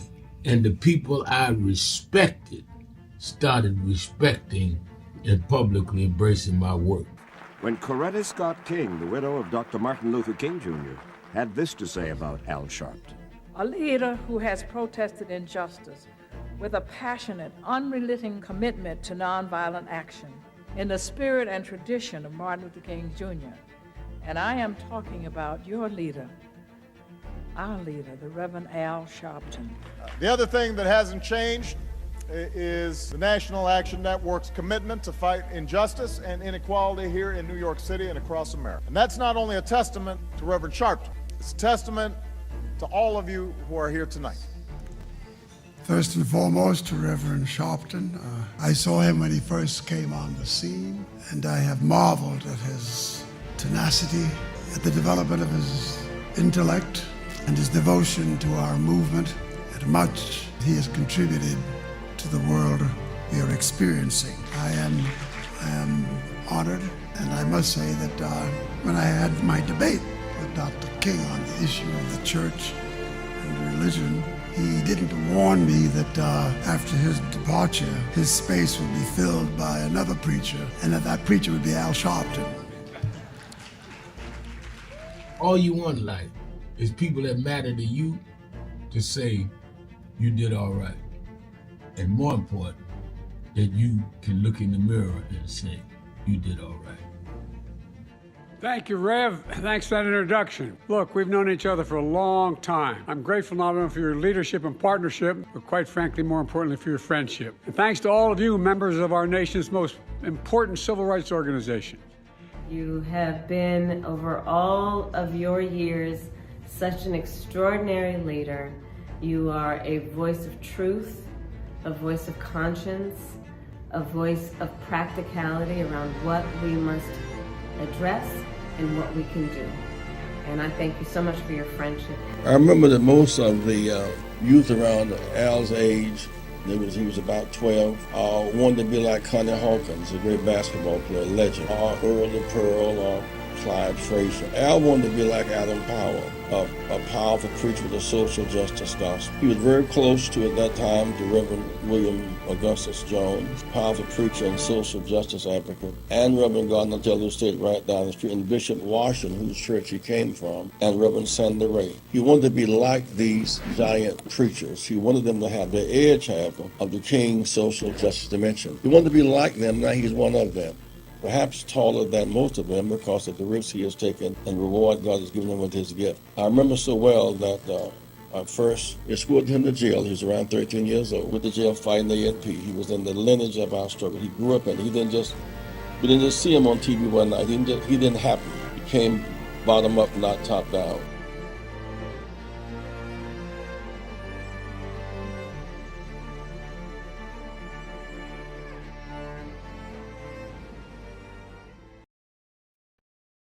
And I think that is extremely important about the funding. But I also want to add how they're changing what can be taught. You have states outright saying you can't teach Black history and you can't teach certain other histories and the curriculum. You have this administration that is literally taking out exhibits from the Smithsonian. So we have not only an education problem in terms of resources, we have an education problem in terms of curriculum and what people are being taught. So I have one grandchild, 6-year-old. When he gets to high school, it may be just against the law for him to learn about certain parts of American history, which includes Blacks. We want to talk about slavery. We want to talk about the good side of America. Well, what does that mean? That's not history. Everything was not good. And I think that that is the threat that we've got to fight, which is why we've got to fight in the courts and the streets, because they are literally changing the textbooks as we go. As they do that, they change the opportunities, because then the fight against affirmative action is not having access to these institutions and telling these institutions. This whole fight around DEI, which they may be started in Harvard with a Black woman president. Started with them saying you can't teach diversity in an Ivy League school like Harvard. It didn't start in Little Rock at the high school. Keeping it real, keeping it real, keeping it real with Reverend Al Sharpton. This is Jennifer Jones Austin, and I am just honored and delighted and excited to be in conversation with you all this afternoon. Give us a call at 877-532, 877-532-5797. 877-532-5797. Ray, you with me? Is Ray still with us, or are we moving on? I can hear you. Can you hear me okay? Yes, I can hear you. Okay, you can hear me now, right? I can hear you, yes. So just finish up what you were sharing with me. Okay, so everything I had said about voting, how Black voters view voting differently from white voters, the El Zayed, it shouldn't take his opponent who lost to say, look, voters who vote for me, vote for El Zayed. It shouldn't take her to say that. It may have to, because the primary goal should be, even if my candidate loses, the goal is to get a Democrat in that seat. So I don't care if you're, I don't care who you are. If you're a Democrat, we're going to vote for you because we want that seat. And a lot of Black folks don't think that way. Now you're talking about, you ask a white person, I don't know, I'm sure you got white friends that's Republican, and you ask them, what's important to you? Is it high gas prices? Is it inflation is high? Interest rates are high now. Health care is high. You ask any white Republican, why would you vote for a Republican who's not going to do anything about it? Because anybody that the Republicans put up, and if they win, they're not going to go against Trump. You're going to keep getting the same thing, from the same person, Donald Trump, that you've gotten. Everything is going to be high. So for the life of me, I can't understand why anybody would vote for a Republican. And let me ask you this about lawyering. You got Paul Weiss, one of the top, and I watch him at MSNBC a lot. You got Paul Weiss, one of the top law firms in the country. Now, Donald Trump got them and a few others paying millions of dollars of legal support for trouble he's not even in yet. How does that benefit Paul Weiss or all these other ones? Because some lawyers, some firms, they went to court and they won every single time. But a firm like Paul Weiss capitulated to Trump, what's in it for them? Good question. That's a good question. What we don't know sometimes is whether or not clients may have leaned into the firm and said, you need to take certain actions as a preventive measure. But that's a really good question. I want to thank you overall for your comments, and I just want to respond to them. First, I just want to clarify. Last week, if it was heard that I said that black people will not then vote for the other candidate, that's not what I meant. What I was saying is that in these conversations, I'm really glad that you're speaking to this whole issue of socialism and black people getting behind socialist candidates. What I was speaking to is that black people very often, and not every black person, but many black people are skeptical when it comes to socialism and socialism as a form of government. And the reason that they are skeptical very often is because they've done some of their homework and they've seen what has sometimes happened. What happens with socialists very often is there's an emphasis on class and not as much of an emphasis on race and racism. And what we appreciate in America is that, yes, we have a class struggle, but that class struggle, and when I'm talking about class, I'm talking about economics, I'm talking about income and wealth, class struggle in that regard, is more acutely felt, the struggle by black Americans.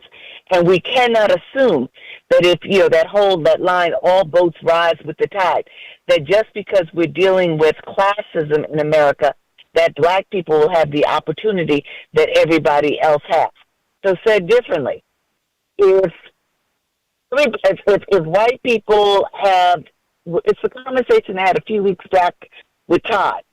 If white children's parents have $10,000 in the bank, and now you have a plan that every kid gets another $1,000, but black children don't have $10,000 in the bank, then the white child and family now has $11,000, and the black child and his family only have $1,000.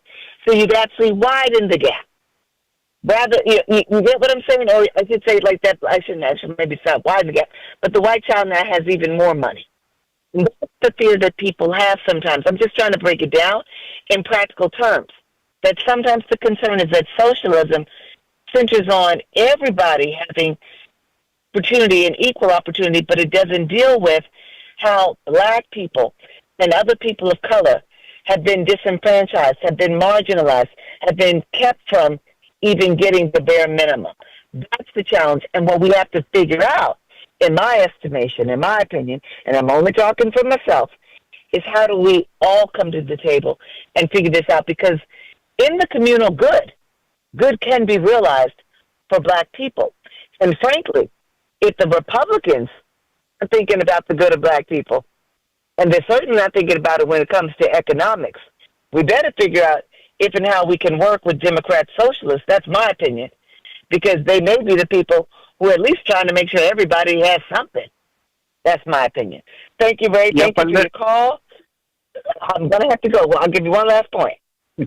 Oh, yeah. But people need to realize, though, just because if El Zayed, I hope I'm saying his name right, let's say he wins, he's a socialist.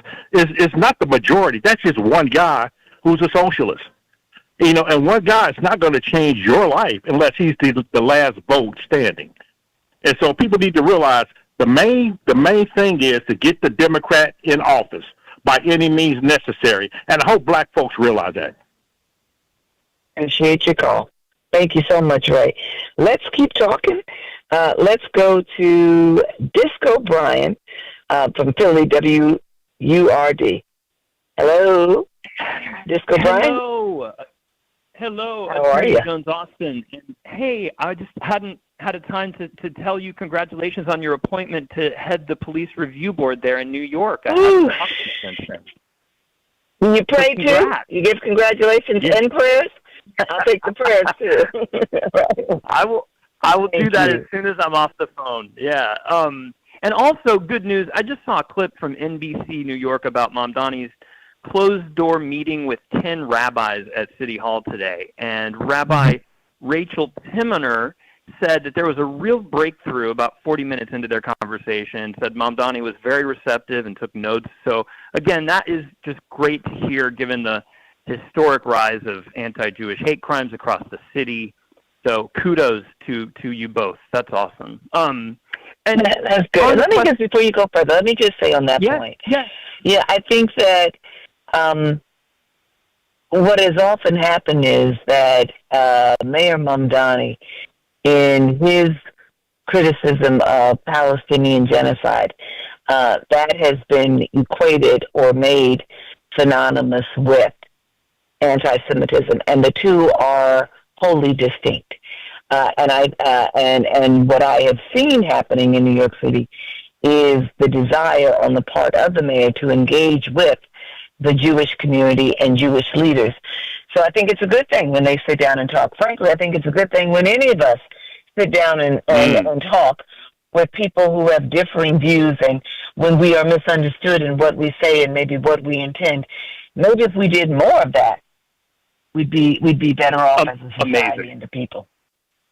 Yeah.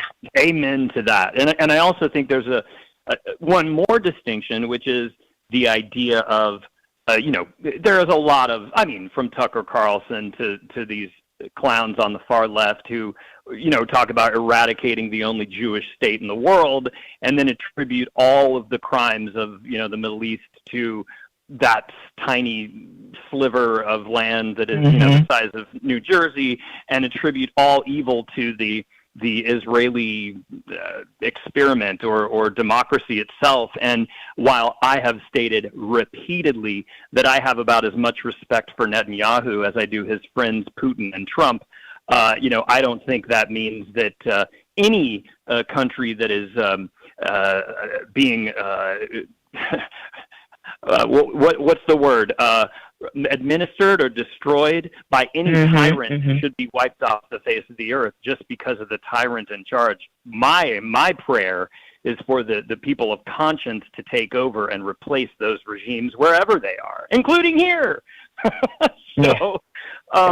Attorney Jones Austin, there's something that weighs heavy on my heart, something totally separate. As well as many of the people that I've befriended on social media. And to be honest, many of the people I've befriended on social media, for better or worse, have become closer friends of mine than many of my former friends or people in my family, which is just, I guess, a more and more common thing these days, given our sort of, what's happened ever since the creation of Facebook and X, which it's this phenomenon called screaming into the digital void.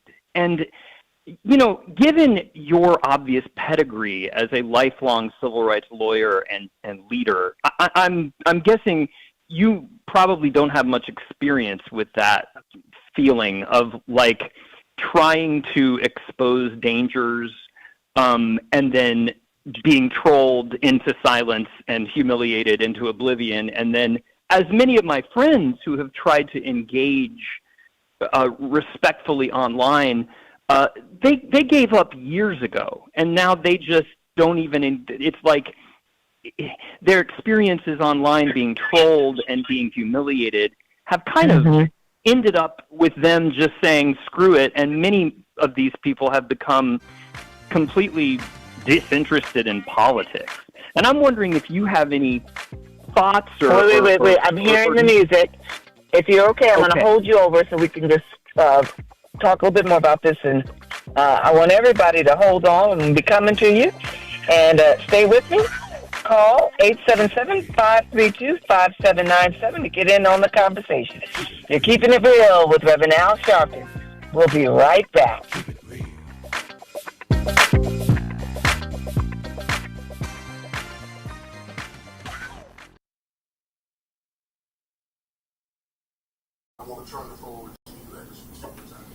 Well, thank you, President Dr. Kimber, and to all of you on the board.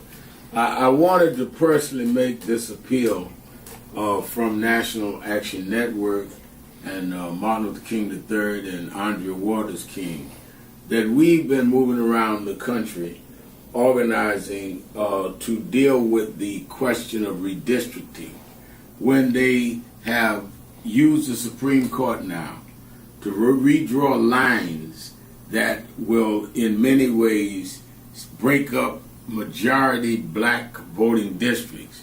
It means that they dilute the strength of our community. It will cost probably 19 members of the Congressional Black Caucus.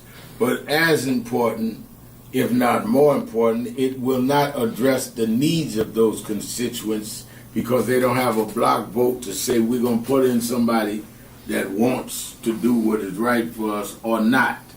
And that does not necessarily all the time mean a black person, but it gives them power. In Memphis, Tennessee, the majority black district congressman supported and reelected several times by the blacks there was a white man named Cohen.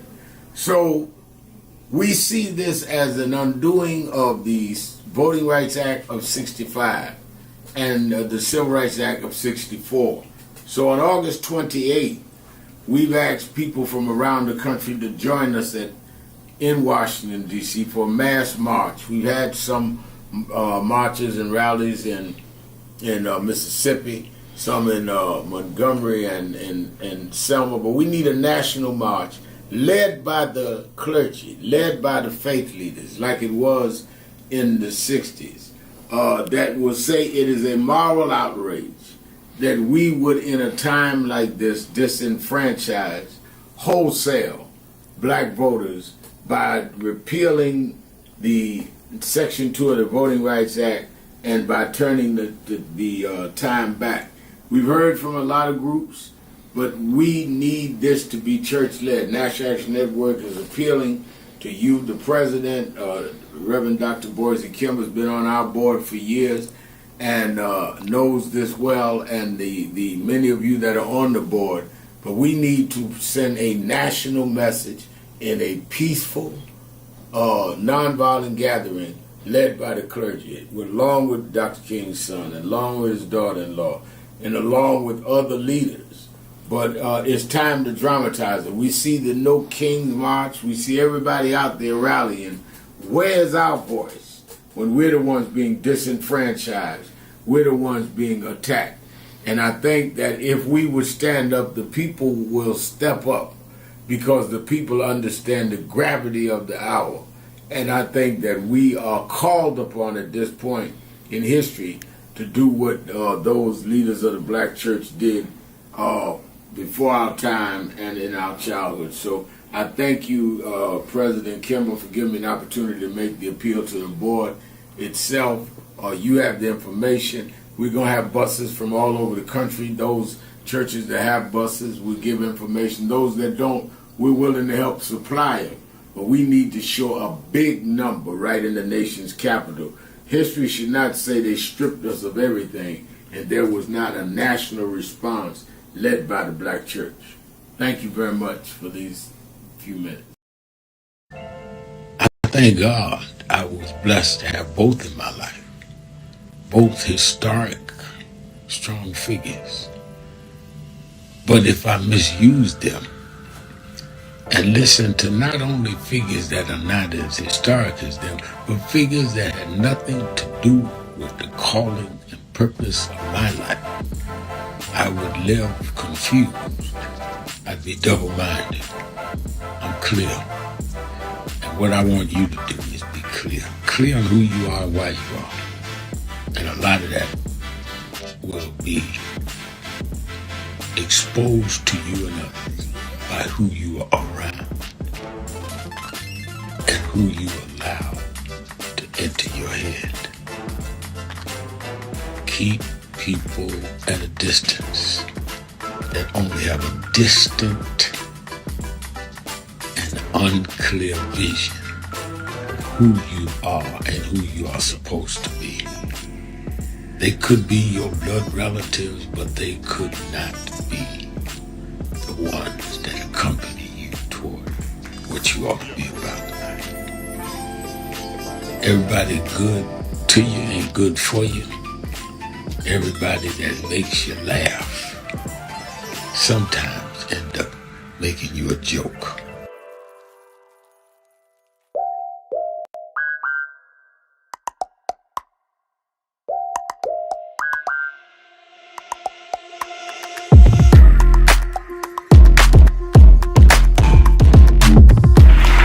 Is a house of justice.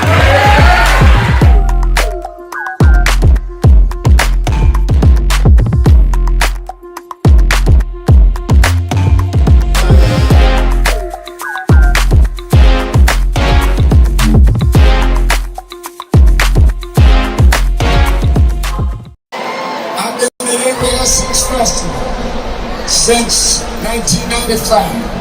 I came that year with my mentor, and we spoke. Well, he died in February this year, but I want to continue what he taught us, because even when times look bad, even when they look dark, I remember what my mentor taught me, Reverend Jesse Jackson. He said, keep hope alive. Even if you can't figure it out, keep hope alive. Even if it doesn't look like you can make it, keep hope alive. In memory of Jesse Jackson, say that with me tonight. Let him know on July 4th from New Orleans, keep hope alive. Keep hope alive. Keep hope alive. Keep hope alive. Keep hope alive. Keep hope alive. Keep hope alive. Keep hope alive. Thank you, God. It gets dark sometimes, but the morning comes.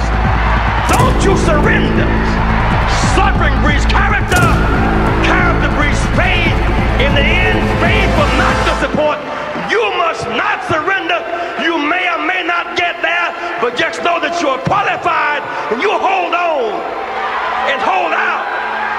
We must never surrender. America will get better and better. Keep hope alive. Keep hope alive. Keep hope alive. On tomorrow night and beyond. Keep hope alive. I love you very much. I love you very much.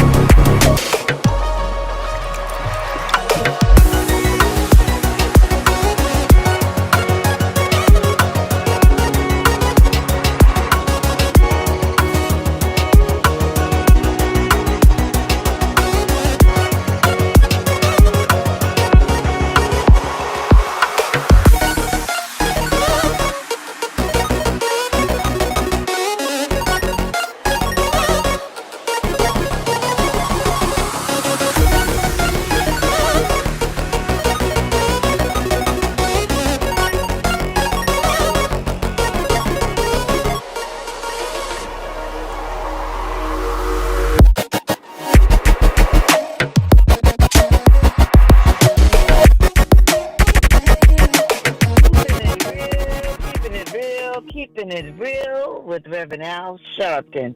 This is Jennifer Jones Austin, and for those of you who are just joining us for the 3 o'clock hour, I've been with you all for the last 2 hours. This is Jennifer Jones Austin, as I said, and you all know me. I'm on here every Thursday afternoon talking with Reverend Sharpton and with all of you, talking about the critical policy issues that concern us as a people and as a society.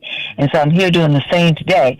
Only difference is that I am here in place of Reverend Sharpton today because he's out about handling our business in some other spaces where he was needed this afternoon.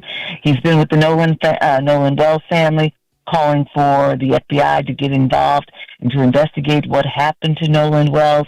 That must happen. This can't stay at the state level. We got to make sure that we've got some independent federal authority involved here, and we hope for the right action being taken there.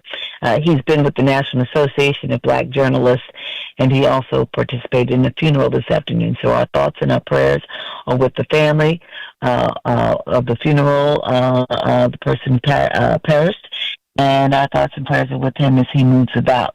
I want to thank you all for listening, and for those of you who want to catch Reverend Sharpton, you're going to be able to catch him tomorrow. And then, of course, tune in on Saturday and Sunday afternoon to catch him on Politics Nation, MS Now, 5 p.m. Eastern Standard Time, 4 p.m. Central Time, and 2 p.m. Pacific Time. And, of course, you can catch him live if you show up Saturday morning at the Saturday Action Rally every Saturday in Harlem at our new headquarters on 124th Street. And if you can't make it in person, then just tune into the broadcast with Reverend Al Sharpton. It begins at 9 a.m. on Impact Television and 107.5 WBLS FM. So, let's get back to the phones, but before we do, I just want to say a word to those of you who are online and you're chatting it up. You're concerned about a little delay in the feed. We're looking at that, but I just want you all to know that I appreciate a lot of what you all are putting in the chat. I want to say thank you for clarifying the point that I was making about the $10,000 with the wealthy family getting an additional $1,000. And now they're able to do things with their money saved, build more wealth than the family who has nothing. Now they've got to use that for essentials. Thanks for leaning on that and appreciating what I'm talking about and how that gets people concerned when we talk about everybody getting something, the common good socialism, and how that challenges people who have little. But everybody can benefit from the social good, socialism. We just have to make sure we look at the acute needs of Black Americans and that they are not forgotten. Is that fair? I hope that's fair and everybody understands. So let's go back to the phones. I'm going to wrap up with Disco Brian, and then I'm going to come to everybody, and I promise I'm going to get everybody in. That's my game. That's my game, and I'm on my game. So Disco Brian, want to close out. Anything more you want to share before we wrap? Yeah, just the comment. I mentioned screaming into the digital void, and I guess I'll say it like this. The extremists have endless resources and reach online, but those of us supporting Congressional Black Caucus, those of us who defend Democratic leaders, who they call the establishment, but are the actual black leaders in Congress, and those of us who are warning about the threat the extremists pose are rarely, if ever, engaged by the very leaders and politicians we're constantly defending and supporting. As my brother from Atlanta, Terrell XL on Blue Sky, said, we do all of this defense for Democrats on social media, but they refuse to publicly validate us and fight back themselves, end quote. And I'm just wondering, what's your take on that, given the predominance and the importance of digital media and communication? That's a good question. That's a full question. And what I mean by full question is that there's so many elements to that, and the answer, there's so many elements to that, right? People who speak up and speak out on issues aren't necessarily politicians. You may be activists. You may be, somebody who, just speaks from the heart and believes in the best for everybody and wanting the best. That's not to say that politicians don't feel the same, but when we speak out, we're speaking truth. And we're not sometimes layered by all of the factors that attend politics in America. right? And, politics and politicians are often trying to figure out, who am I playing to? Who am I engaging with? Some of my constituents may feel a certain way, and others may feel yet another way, and that may be aligned with where I am and may not be. So they sometimes hesitate to give a full on in the way that an activist might, or somebody who just wants to speak truth. All I can say to that is that my father told me I have a voice, and I need to bring my truth forward in my voice. My mother taught me the same. And so I'm not looking to any politician to say something that needs to be said. And if they don't say it, I'm just not going to say it. I'm going to show up and I'm going to do my part. And what I'm going to appreciate is that sometimes when I say what needs to be said, some folk don't want to hear it, and so they may come for me. But that's okay, because if I'm speaking truth, then I'm going to stand in my truth. That's where I am on that. I love Good it. talking with you, Disco Thank Brian. you. Appreciate you. I'm going to move on. Have a good afternoon. Let's go to Wanda from Germantown. Good afternoon, Wanda. Thanks for being with us. Thank you for my call. That was well put. I like how you put that and you answered his question. I'm calling to be respectful but disagree with the gentleman who had said that we need to just get a Democrat in that seat. I believe that that is what has gotten us in this situation that we're in right now. And I do not agree with the DSA agenda, Working Family Party agenda, the socialist agenda, and just like Al Sharpton said, I think someone was quoting him, socialism is for the rich and capitalism is for the poor. That was my father said. My father, let me correct you before you say it. My father made the statement. What he said in America. So what I want you to hear was that my father was actually not condemning socialism. He was saying in America, what we have, we purport to be a capitalist society, but what we actually have is capitalism for the poor, meaning that the poor have to struggle and have to get everything, have to earn and work for everything to get ahead. But we have, but for the rich, we have socialism. What he was saying is that the rich will take care of each other. The way Trump is taking care of his cronies right now, the way Trump is giving to his cronies. If you just pay X amount of money, you'll get you'll get first dibs on trading so that you can make more money, right? That's what he was saying. But he wasn't downing socialism. And remember, Martin Luther King Jr. wasn't downing socialism. I'm sorry, you keep going. Okay, so I get what you're saying. With socialism and with these big corporations, they have corporate welfare, so he's absolutely right.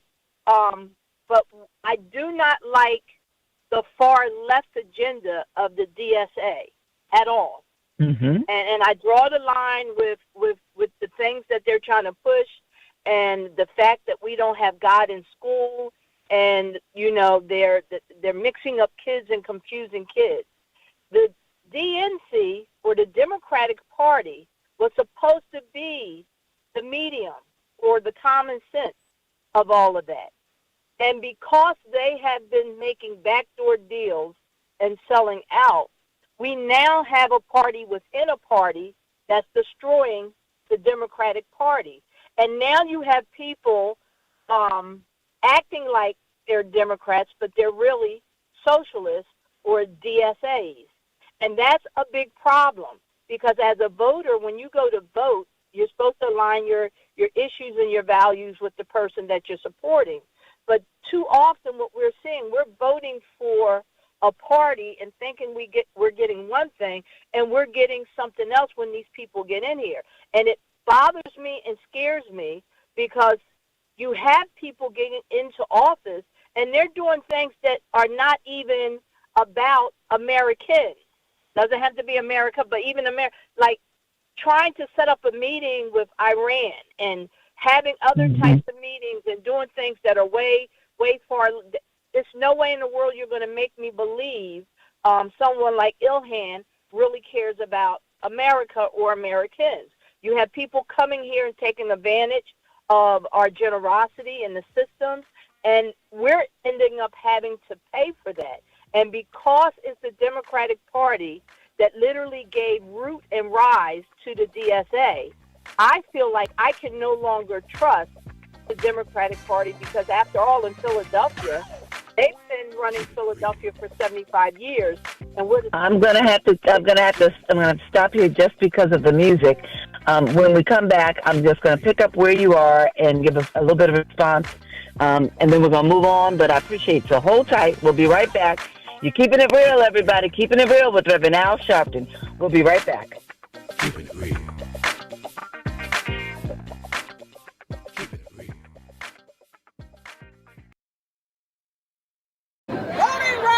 Voting rights. Everyone look here. Say it again, Ms. Pearl. Voting rights. Voting rights. One more time, Ms. Pearl. Voting rights. There we go. Voting rights. Voting rights. Voting rights. Voting rights. Voting rights. When do we want it? Now. When do we need it? Now. Yesterday. What do we want? Voting rights. When do we need it? Now. What do we want? Voting rights. When do we need it? Now. Well, this for FM radio even took off. And Hank Span said to me, he said, Reverend, I was doing a show there with him with Reverend Jerry West out of Church of God in Christ.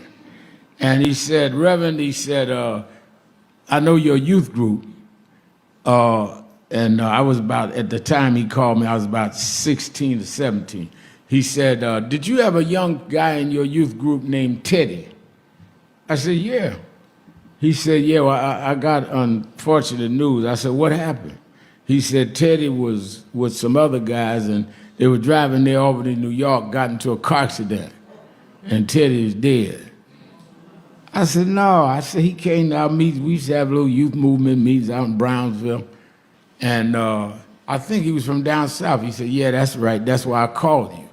I said, why? He said, well, his father wants to do a memorial for him. And I told him he should do it for you and donate the money to y'all. I said, well, you can't raise an offering at a memorial. He said, no, he ain't talking about an offering. We talking about him doing a concert. I said, a concert? He said, yeah. I said, well, what are you talking about? He said, you didn't know who Teddy's father is? I said, no. He said, his father is the godfather of Soul James Brown. That's how I met James Brown.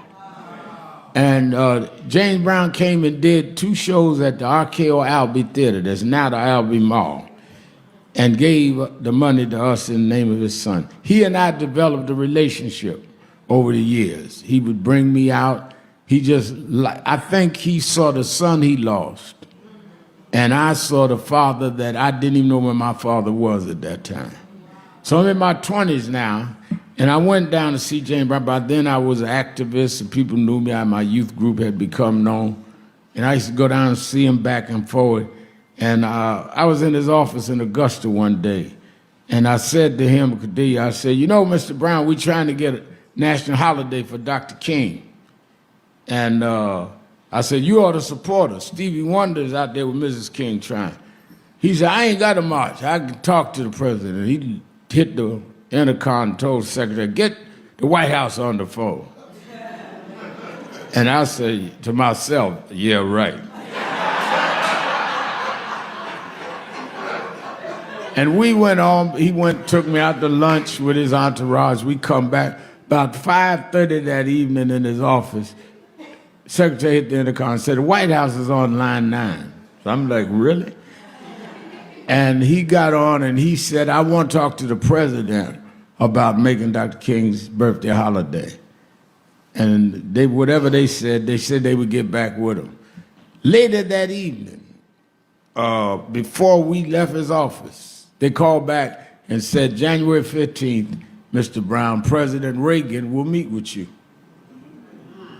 So he hung up the phone and he looked at me like, okay, now, who is the Godfather? He said, they bring me to the White House and meet with Reagan about Dr. King's holiday. And January 15th is Dr. King's birthday. And he said, I'm going to take you with me. I said, really? He said, yeah. So about a day or two before January 15th, his secretary called me and said that you got a ticket at the airport. Mr. Brown wants you to fly down, meet him to go back to Washington. I said, fly down, I can meet him in Washington. He said, no, he wants you to come to Augusta and fly back with him. So I flew down, flew back with him. While we were on the plane, I never even told Kadir this story. While we were on the plane, headed to Washington, his private plane had been in repair, so we were on Delta Airlines. His bodyguards was in coach, we in first class. He looked at me, he said, Reverend, he said, you know Bobby that used to be in the Famous Flames with me? I said, yeah. He said, you know, he got a hair salon here in Washington. He don't sing no more. I said, oh yeah? He said, yeah. He said, I want to bring you by there with me because I want you to do your hair just like mine.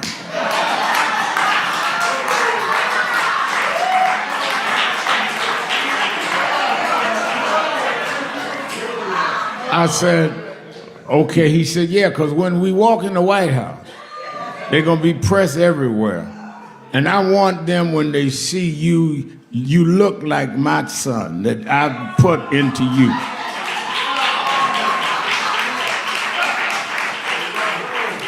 And I said, yes, sir, Mr. Brown. But I looked out the window. He was on the aisle seat. I was next to the window. And I looked at the window. And as I looked out the window, tears kind of swelled up in my eyes because it occurred to me that my father never asked me to emulate him. And here was a man being a person that made me feel like I was worth him emulating me. And we went and met with Reagan and Vice President Bush, headed back to Augusta. He said to me on the plane, he said, do me a favor. I said, what's that? He said, promise me as long as I live, you'll keep your hair like that. And I said, yeah, but he never understood. What he gave me was a fatherhood that I didn't have. He's the biggest entertainer in the world, wanted me to look like him. Nobody else had given me that. And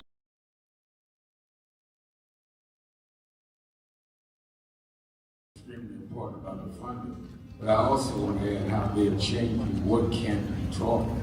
You have states outright saying you can't teach black history and you can't teach certain other histories and the curriculum. You have this administration that is literally taking out exhibits from the Smithsonian. So we have not only an education problem in terms of resources, we have an education problem in terms of curriculum and what people are being taught. So I have one grandchild, 6-year-old. When he gets to high school, it may be just against the law for him to learn about certain parts of American history, which includes blacks. We don't want to talk about slavery. We want to talk about the good side of America. Well, what does that mean? That's not history. Everything was not good. And I think that that is the threat that we've got to fight, which is why we've got to fight in the courts and the streets, because they are literally changing the textbooks as we go. As they do that, they change the opportunity, because then the fight against affirmative action is not having access to these institutions and telling these institutions, this whole fight around DEI, which they did, started at Harvard with a black woman president. Started with them saying you can't teach diversity in an Ivy League school like Harvard. It didn't start in Little Rock at the high school. This fight, this time, was Harvard. And they went from there on. And I think that we've got to have the same resistance. If they could fight in the 50s, at ACP, people Defense Forces together and deal with the question from Little Rock in terms of desegregation, then we that are far more educated, far more economically secure personally, have no excuse in the age of what they did in Harvard not to be standing up back in this.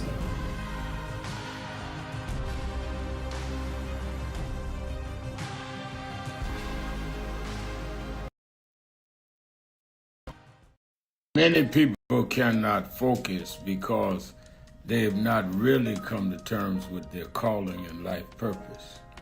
In order to focus, you must also be clear on what you're focusing on. So if you're not clear on your purpose, if you're not clear on your life's calling, then focus on seeking it. Keeping it real, keeping it real, keeping it real. This is Jennifer Jones Austin, filling in for Reverend Sharpton today as he moves about handling the people's business. We got a few people lined up on the phone, so I want to make sure I get to everybody, but I did want to respond to Wanda's points. She made some very good points, and I want to say that there are several with which I agree. I completely agree. I'm one of those people who does not believe that you should just vote based on party affiliation, and frankly, for me, based on race affiliation. Because, not everybody in the party, a record may agree or be on the same page or may have differing views. And secondly, what's that old line? Everybody who's your skin folk is not your skin folk. And so I do believe in representation and the importance of getting behind our people when they are doing the work. They are demonstrating that they are riding for us as a people. Then yes, by all means. But I don't think you should just blindly vote for any one candidate. So I want to thank Wanda because what she's helping us to do is to everybody appreciate. You can't just give your vote away. You got to make informed, smart decisions. Now, what I think is important to note is that there is a big difference between a Democrat socialist and socialism and even a social democracy. It's not all one and the same. So, yes, you can disagree with Democrat socialism, and there are things that I take issues with. But I do look at what are the concepts and the virtues of socialism. Now, in a socialism democracy, you have capitalism and you have socialism. I believe Norway is such a country where essentially what they say is in Norway, I believe it's Norway, that everybody will have their best basic needs met. And then capitalism comes up on top of that. So nobody goes without food. Nobody goes without health care. Nobody goes without shelter. And then you have a capitalist structure on top of that. I think the bottom line is we should be learning and we should be leaning in and trying to figure out what works and what doesn't work. But like Wanda says, don't just give your vote away. Don't just align with somebody just because. And wait. And I just also need to say, Wanda, I hear you, but I don't know if it's just that, and I don't want to put words in your mouth, but I don't know if it's just the DSA that got us here or if it's the progressive, the too far progressive left wing that got us here. We got to remember, Hillary Clinton ran in 2016, and she is not a Democrat socialist. She is not a progressive left winger. This is nothing but sexism and, misogyny when we look at Kamala Harris. Donald Trump lost twice to women. He didn't lose to a man, and he didn't lose to a DSA person. This is more than politics. This is about old boy networks as well. This is about the browning of America, and we have to remember that. This is about make America great again. That ain't DSA. That ain't social democracy. That is straight up white supremacist thought. And that's what we're dealing with right now. The browning of America and trying to make sure that those who've had power preserve it. Let's go to line 3 and talk to Lynn from Detroit. Good afternoon, Lynn. This is Jennifer. You're keeping it real with Reverend Al Hello, Sharpton. Attorney Austin. You are holding it down. I'm trying. Attorney, you're doing a great job. I was Thank calling you. about something that you've talked about before. It's the baby bonds, the Trump baby bonds. Mm-hmm. And I'm referencing an article by Brookings Institute. It's called Whether Trump Accounts and Whether Baby Bonds. And I just want to point out a few things about this. And you have pointed out about the income inequality about it. And so that's what I want to reference. A lot of people, especially our people, we focus on that $1,000 that the government will be giving for babies born between 2025 and 2028. However, what what most people don't know is that the families can also contribute to these accounts. Mm-hmm. And the employer, their employer can contribute to their accounts. Now, the employer can contribute up to $2,500 a year, and the parent does not have to claim that as extra income on their taxes. So be clear, that is called free money. And it's called tax-free money as well. That if you have an employer, and don't be your own employer like you own the company, because you really are double dipping. But because you're getting a income write-off as an employer, and you're getting free money as the parent to put it into your child's account. So anyway, you can put up to $5,000 a year. Most of it is, like I said, is free money or tax-free to the parent. Mm-hmm. And then you can do this for up to 18 years. Mm-hmm. Now, what they did a comparison. It has it's by the Council of Economic Advisors. And it says, assuming medium returns. I wish it had given more information because I have a background in finance, so I like the actual number and to know how they compound it. But it doesn't tell that. It just says, assuming medium returns, putting that amount of money in, that $5,000 in a year, that 18-year-old will yield a balance of $303,000. But tax if deferred. you just get the $1,000, and you happy like, oh, I got my $1,000, and you leave that money in there up until your child turns 18, you will have a whopping $5,800. And so this is, like I said, in the Brookings Institute. It's called What Are Trump Accounts and What Are Baby Bonds? And it gives a lot more information. But I just wanted to point that out. We talk about income inequality, and we always jump on the bandwagon. Oh, free money. Oh, free money. Nothing is free. They are setting up something for themselves to get free money. And this only adds to income inequality. That's right. And Lynn, let me just thank you for bringing it home, because and the biggest emphasis, this is how Trump works in everything he does.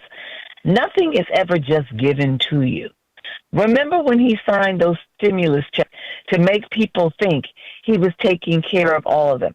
Remember when he brought about the tax cuts, and the tax cuts were greater for the wealthy than they were for people with lesser income. But just because you got a tax break, you thought that you got something, and you thought that it was of equal value, or you were making out, when he was taking care of the more affluent and the corporate entities to a greater amount, a greater level. This is what he's done here with this tax deferred piece, with the employer contribution. He knows that lower income people do not have those assets to pour in.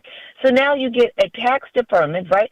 So you're not getting tax annulment. You can make those gains, and then when you have those bigger gains, playing the stock market or wherever, and you're now you're not going to have to pay as much on the back end. He knows what he's doing, and he's benefiting the wealthy. Right, and when these 18-year-olds start to pull that money out, if they don't have income, they're going to pull it out at a lower tax rate, even when they are supposed to be paying taxes on it. So it's a win for them all along. And then we'll have a bigger, wider income gap. You'll just be poor because you have your $5,800, and they'll have their $303,000, so they can go to college, or they can buy a new house or whatever. And you'll be lucky if you can get a hoopty. In 18 years, I'm sure you can't get a hoopty for $5,800. Thank you, Lynn. Thank you, Lynn. I've got to run on, but I want to thank you. Thank you for breaking it down. Really appreciate it. Keeping it real. We're going to come back, and we're going to hit our last callers. I'm going to make sure I get you in. So stay with me. You're Keeping It Real with Reverend Al Sharpton. We'll be right back.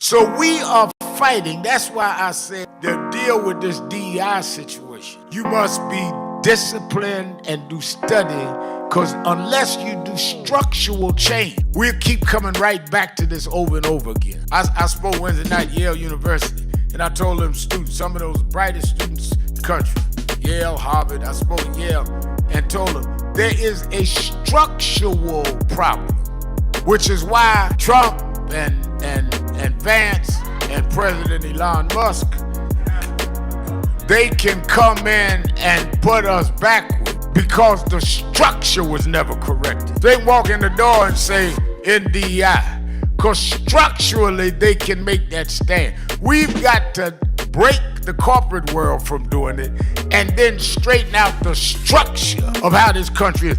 Why we ought to be sending people to Congress is not sending them to Congress because they had the robocalls call your house, but they're committed to the structural change of this country.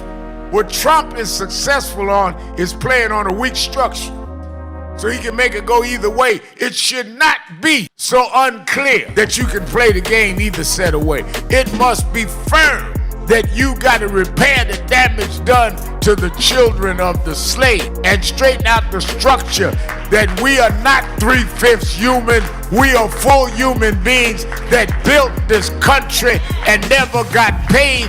That's what reparations is.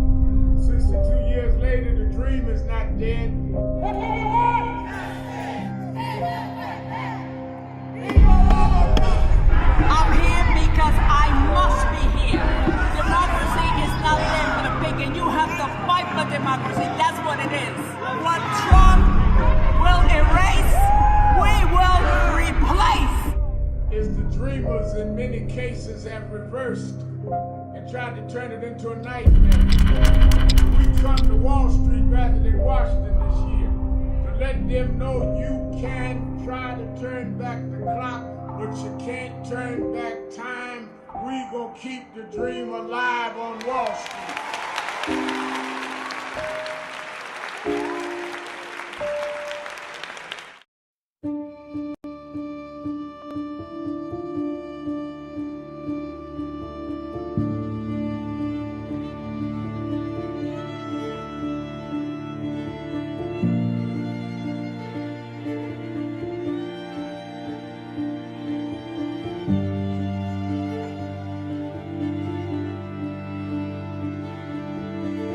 Robert Culp used to do a show with Bill Cosby, I Spy, and he did a documentary on breadbasket, Robert Culp.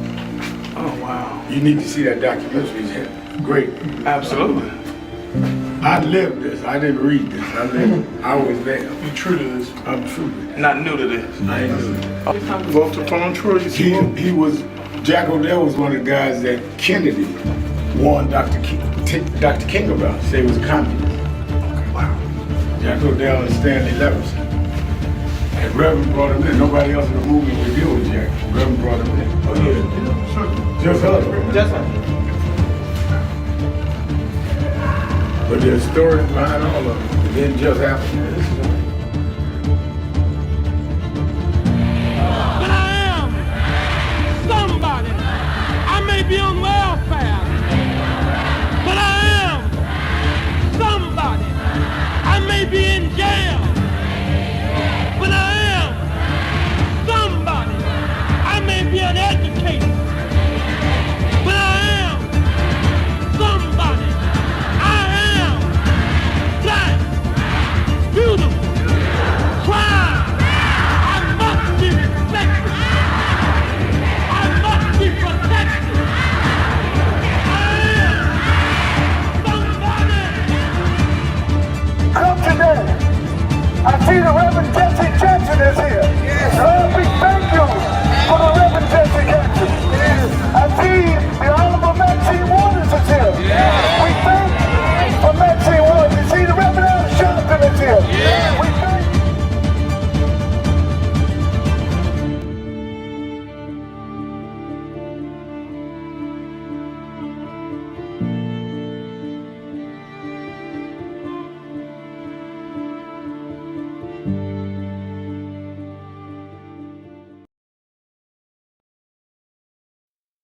Some of you forget where you come from and forget how you got there and act like you got there because you were qualified or that you had a good resume. But some of us had to pay a price for your resume to even be read. Some of us had to take nights in jails and licks upside the head or shut out of boardrooms like Byron so you could walk down red carpets and act like you got there by yourself. So I received this award with a special place in my heart and on my shelf because I'm getting it from a freedom fighter who never forgot where he came from and how he got there.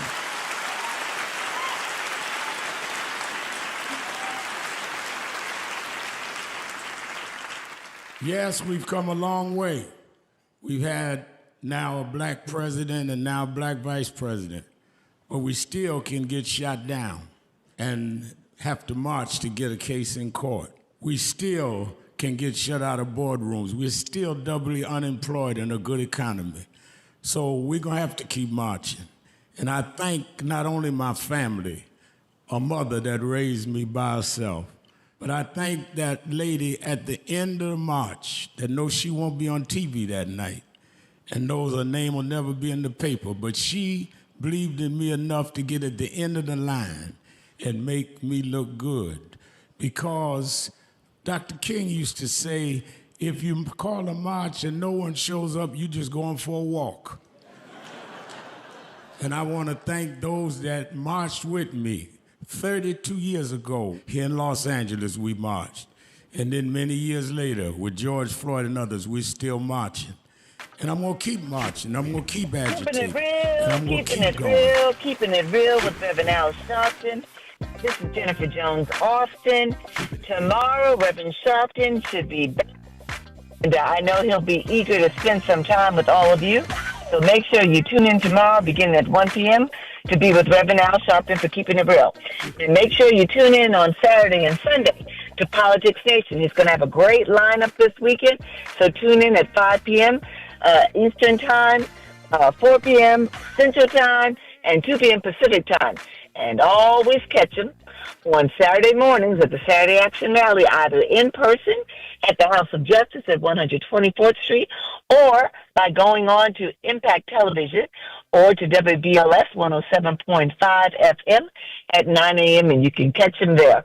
So he'll be back. I'm just here for the day, and I'm glad that I got to spend some time with you. Let's quickly get to the phones because I want to make sure that I want to get our remaining callers in.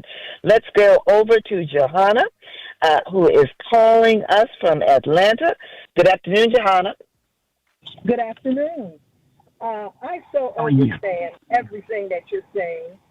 And the whole Democratic Socialist Party, okay, I'm not so anti, but they don't specify what's in it for foundational Black Americans.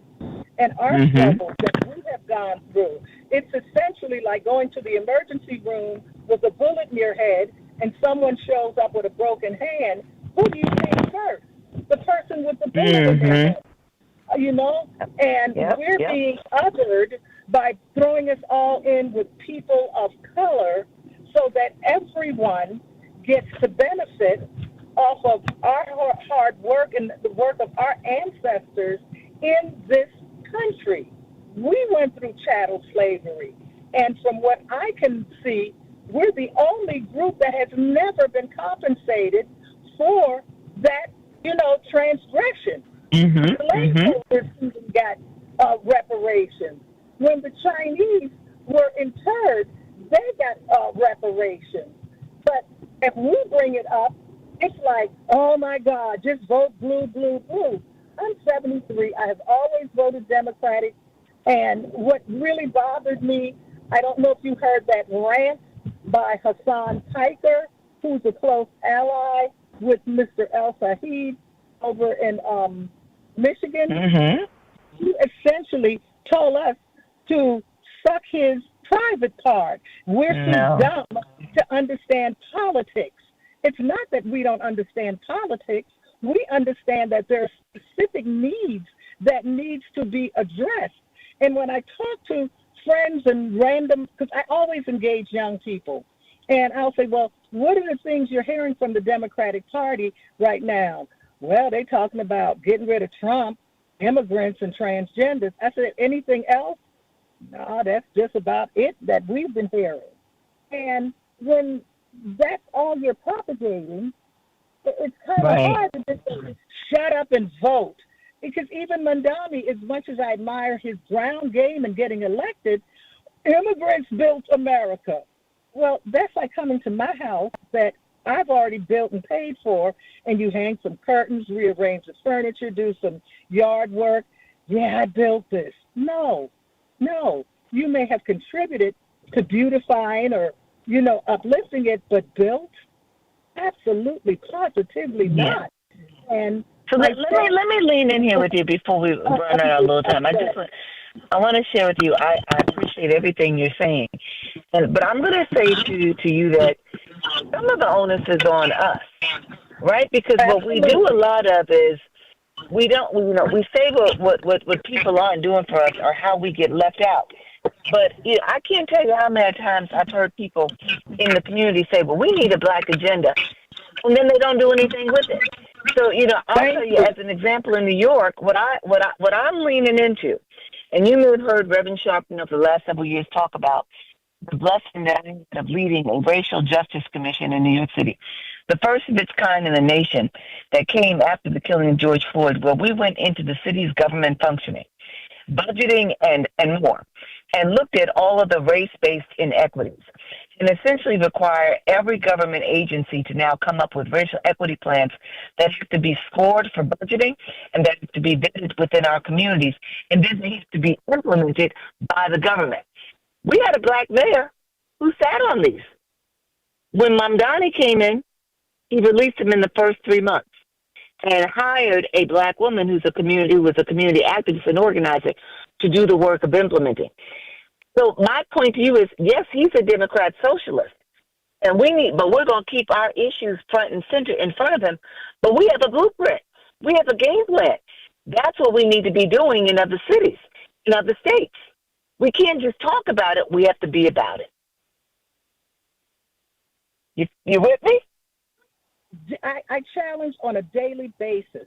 I'm retired, so I always engage people. I don't go into long sermons with young people because they tune you out.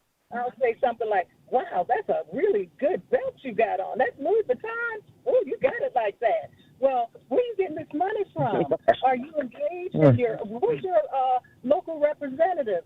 Your state representative. So you need to pick up the phone and call them and let them know what your concerns are. You just told me a litany of concerns that you have, but call them. They work for you. And one other point I'm going to make, all right, because I got to get to our last caller. Hold on, hurry, stay with me. The last point I want to make is this. A lot of times what I'm discovering is that there are people that look like us, but their loyalties are in other countries and communities. Yes.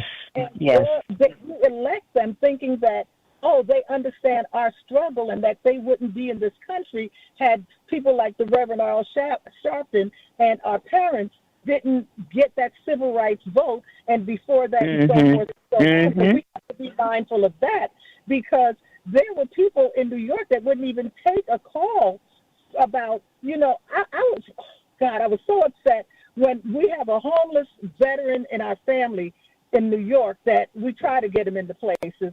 But then he called us ranting. They got these immigrants in hotels and giving them cards and money, and I'm sleeping on the street, so he could come home.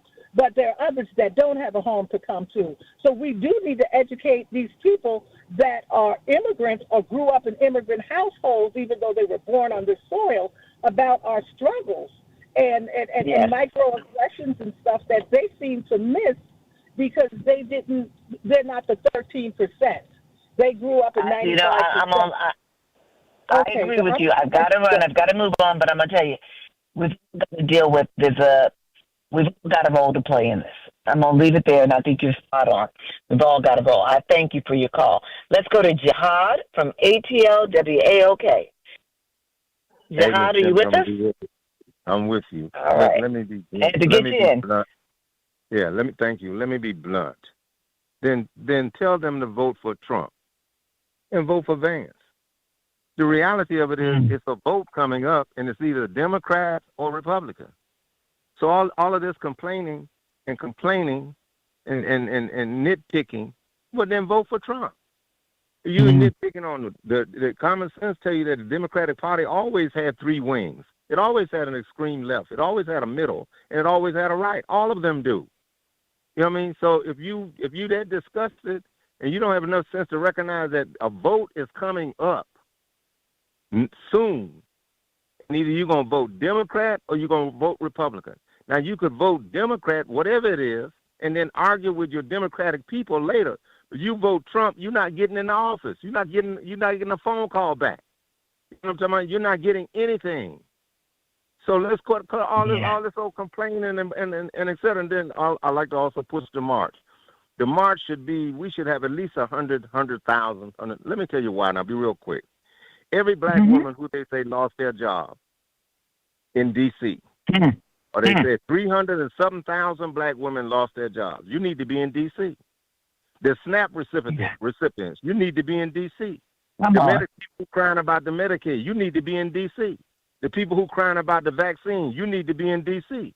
The people who are crying about the hangings going on across the country, you need to be in D.C. The people who talk about the DEI need to be in D.C. The nonprofits who had their nonprofit money cut all across the country to help black organizations, you need to be in D.C. The educational people who losing money from education, we should have at least 250,000 to 300,000 people in D.C.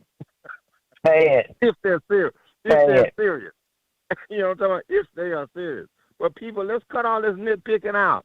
You know what I mean? Who did this and who did that? We got an election coming up. We need to join forces, and then we could argue with them later on about who was an immigrant and who wasn't an immigrant, and who did this and who did that. Right now, it's Democrat. In case I don't know, it's Democrat versus Republican. It's us versus Trump, Vance, Hegseth, Steve. Now, all this other little nitpick stuff, if you can't put it behind you and understand that this is critical, and we could argue about it later on, we're in trouble. Thanks a lot. I don't want to hold up all your time. Thank you very much. Appreciate you. I think you said it. I don't think anything more need be said other than thank you all for hanging with me this afternoon. It's been my joy, my honor to try to fill a little bit of Reverend Al Sharpton's shoes this afternoon, but I was only able to get through it and do my best because you all hung with me online, on the radio, listening in, everybody. Just want to thank you, and I want to thank all who made this show possible. Those who called in, if you couldn't get in, those who thought about it but didn't, those who showed up, those online, else everywhere. Just thank you all, and I want to thank those behind the scenes who kept it together for me. Have a good afternoon. Reverend Al Sharpton to be back to tomorrow. And until then, keep it real. Keep it real. Keep it real.